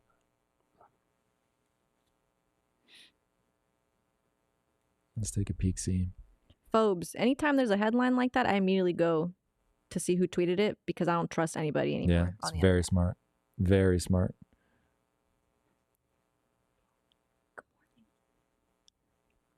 Ricky Martinez, I agree with you. Hyundai will announce $20 billion investment in the U.S. later today, including $5.8 billion for a steel plant in Louisiana. Wow. All right. Let's see what she has to say here. That move comes after South Korean auto giant Hyundai will announce a $20 billion investment in the United States when its chairman visits the White House today. Sources say that pledge includes $5 billion set for a steel plant in Louisiana with plans to hire 1,500 employees and produce next-generation steel for Hyundai and Kia cars. That move comes after similar investment commitments from SoftBank and chipmaker Taiwan Semiconductor earlier this year. South Korean auto giant.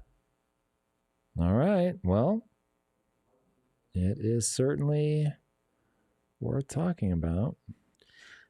Okay, we don't use Ground News. We had a partnership with them, so we're using it for a little bit. But we pretty much bounce around different news sources.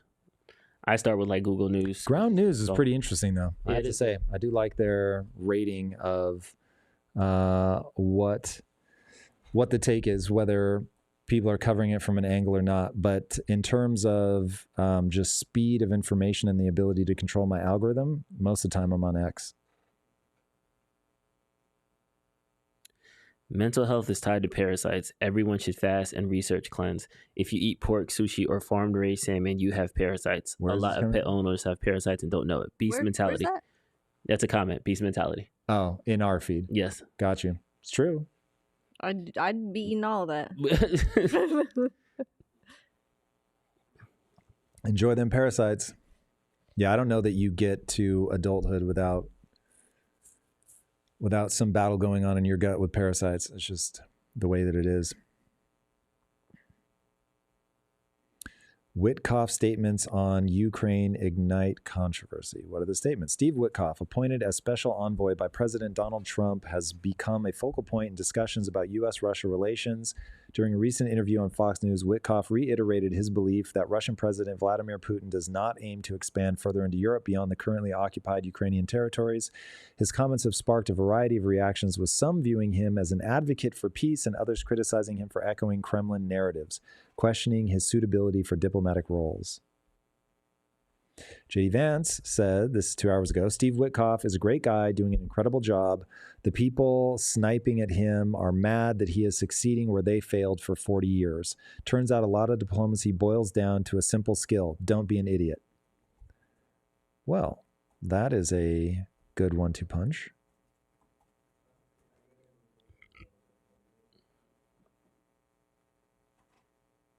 Chat, keep them headlines coming, please. So we are getting down to the wire here. Time with you, chat, goes fast. Time you guys flies are when you're having weekend fun.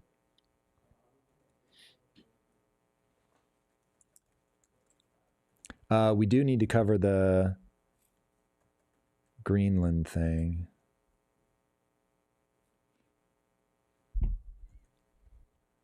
But I want to cover it from the Prime Minister's perspective. Him saying, like, this is an aggressive act.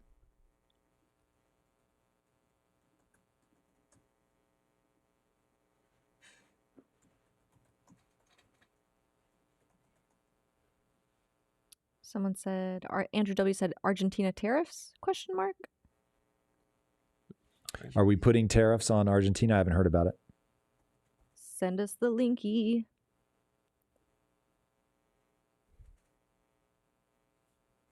Oh, this is interesting.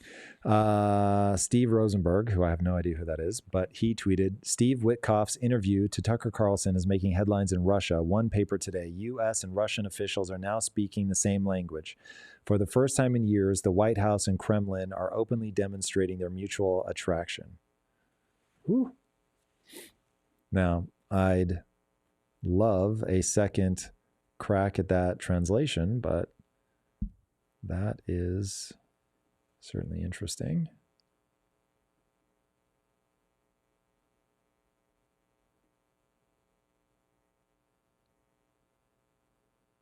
Oof. Is this really true? Trump's envoy to Russia, Steve Witkoff, has said he does not regard Putin as a bad guy. I understand the angle, but woo, buddy.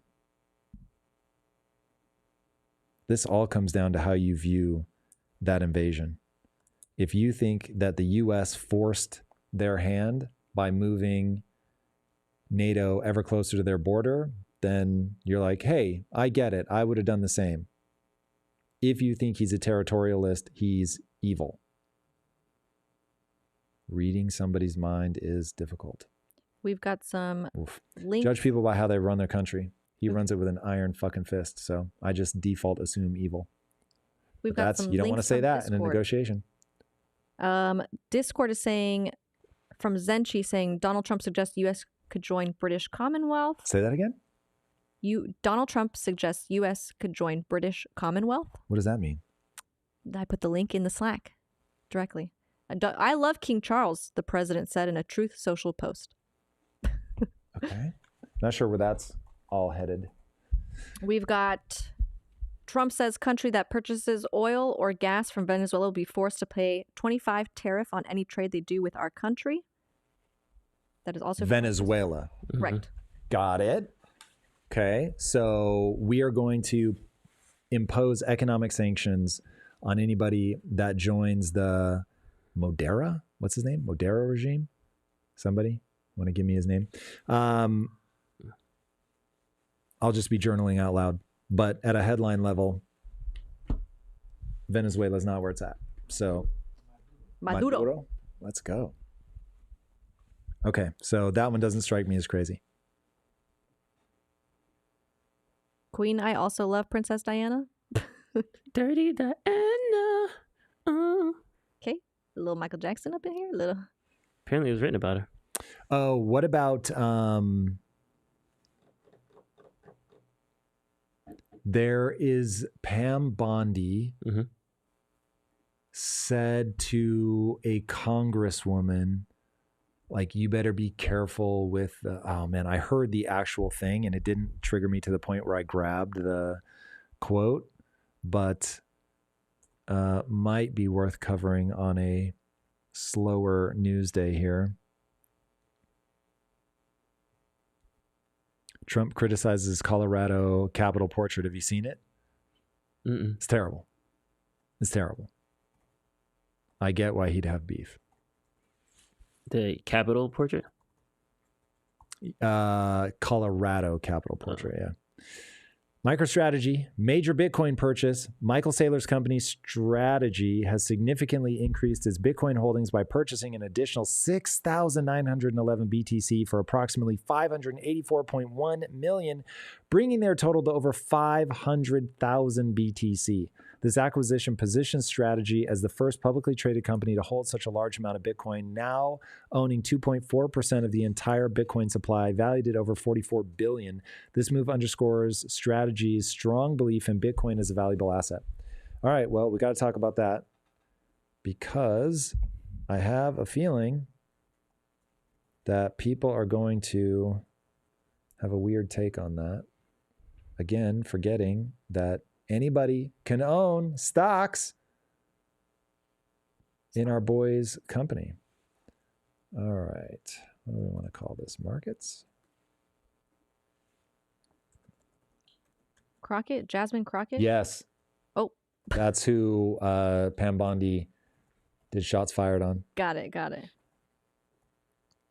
Lab Experiment says Jasmine Crockett's birthday is March 29th and wants Elon eliminated for her birthday, and Levitt warned her to be careful of her language.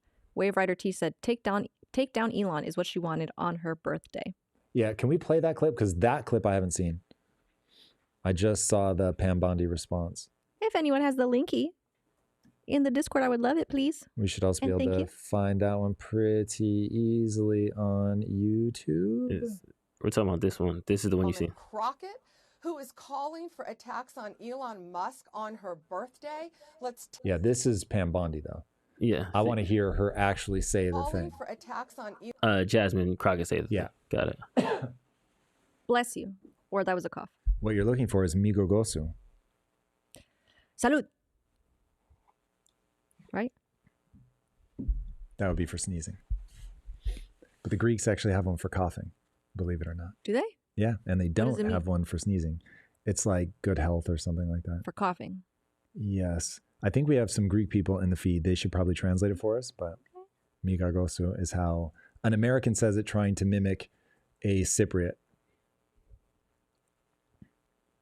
Okay. Truly here for very selfish reasons. Starting with on March 29th, it's my birthday. And all I want to see happen on my birthday is for Elon to be taken down. Yes, I'll make sure that I keep it short, but I am truly here for very selfish reasons. Can we get an unedited version? Because if she means politically taken down, that's very different than violently taken down. But I am truly here for very selfish reasons. Starting with on March 29th, it's my birthday. And all I want to see happen on my birthday is for Elon to be taken down. Yes. Listen, I have learned as I serve on the Doge Oversight Committee that there is only one language that the people that are in charge understand right now. And that language is money. And so I've been so proud to see us organize behind a cause of politicians. To me, listen, there's enough people that want to harm him physically that the optics of that are not ideal, but there's no universe in which she should be pursued for that phrase. That would be crazy, because she could be meaning like take him down a peg, take him down a notch, get him out of political power, like kill the farmers. That's bad. Take down Elon Musk is way gray, especially the way she said it. We have to be very careful, man. Remember that when people go against freedom of speech, they will use it against you.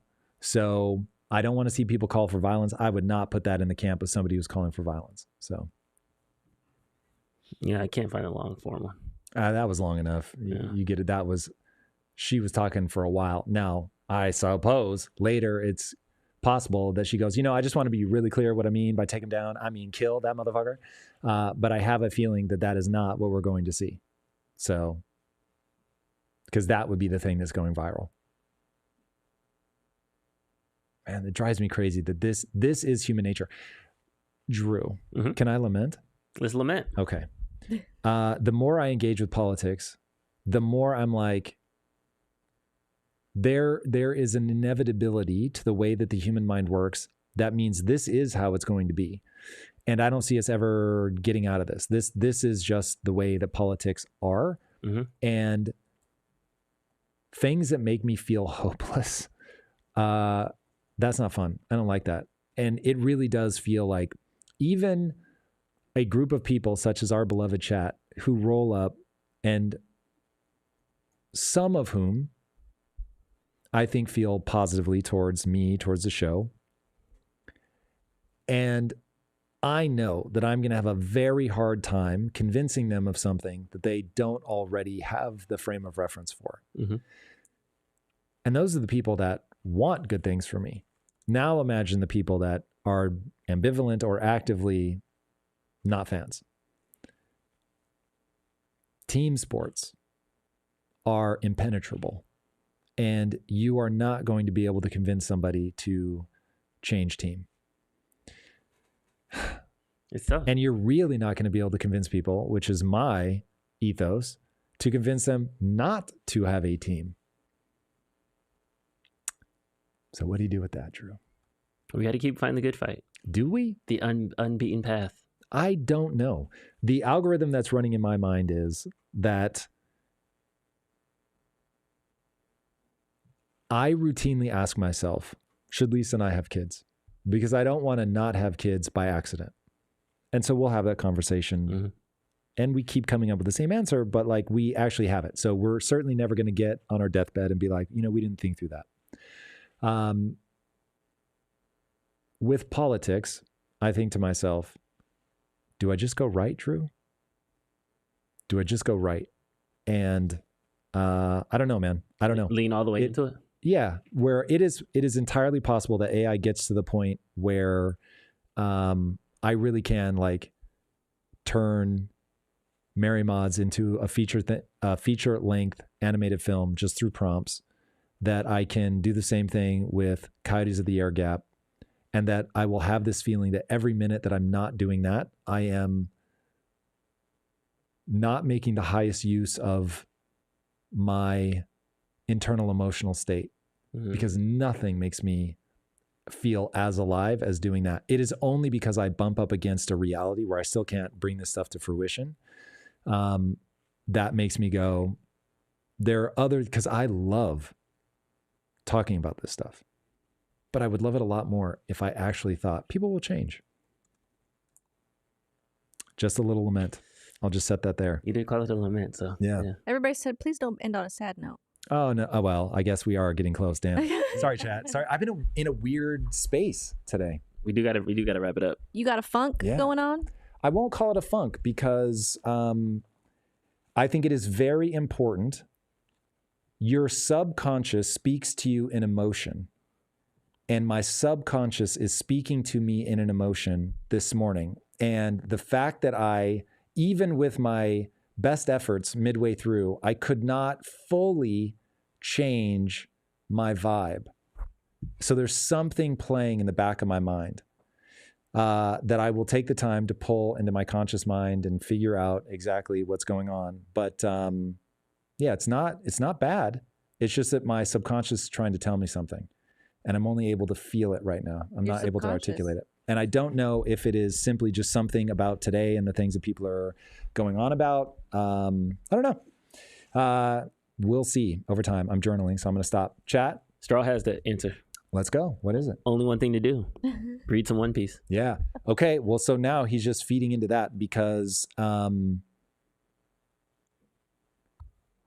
there is great joy in manipulating your neurochemistry through reading and viewing. And so there is a world where it's like some percentage, like if you really want to live the full human experience, is to indulge in things like that. And I won't lie, that has crossed my mind. Anyway, as of today, I refuse to give in to the can't change it of it all. Gonna surf these waves, Drew. I love that, Cameron Fry. Be okay with the impact you have on the current scale you have, and eventually the scale will come. To me, that's a gratitude thing. Like, you should be grateful. Not like you should be grateful, be happy, but like gratitude oftentimes is the solution of all ills. The reason that statement would be true is that it is a reminder that you can manipulate your own neurochemistry, and by stepping into gratitude, you feel the way you want to feel. So I get that. I'm a big interface with the world as it actually is fan. Here's why I collide. I would never stop doing this to go entertain adults. But when I think about the impact that I want to have, I'm like, entertainment at the level of kids is important to me. Anyway, I'll stop that. Chat, this has been amazing. We do have to now get to building this episode out. Thank you guys very much for all of your help. It is absolutely incredible. And this week, are we Monday, Wednesday, Friday, Drew? No. This week we are? Monday, Wednesday, Thursday, because you're... Monday, Wednesday, Thursday is accurate. Thank you. That is correct. I am unable to film on Friday. Well said. Okay, so Monday, Wednesday, Thursday, and we plan to next week. Are we officially in the Tuesday, Thursday, Friday filming camp? So we ran a whole bunch of experiments, which I am very grateful that you guys rocked with us while we did that. It was very meaningful. And we now realize we still need that tight 1 hour. We'll see if we're able to grow the community here during the lives. Would be amazing. We will still run a bunch of experiments, but they are not going to be time-based, day-based. They might be time-based, but they won't be day-based. All right. You guys are amazing. We love you the most. Thank you guys so much for everything, including all the incredibly generous super chats. And we will be back on Wednesday. Wednesday, everybody. And at 8 a.m., I think. 7 a.m. 7 a.m. Look at that. Us always breaking our own time. Bad, Chad. We eventually really have to nail this down. The schedule is posted in the Discord, though. And on YouTube community. Let's go. All right, everybody. You guys are amazing. And we will see you on Wednesday. Peace. Bye.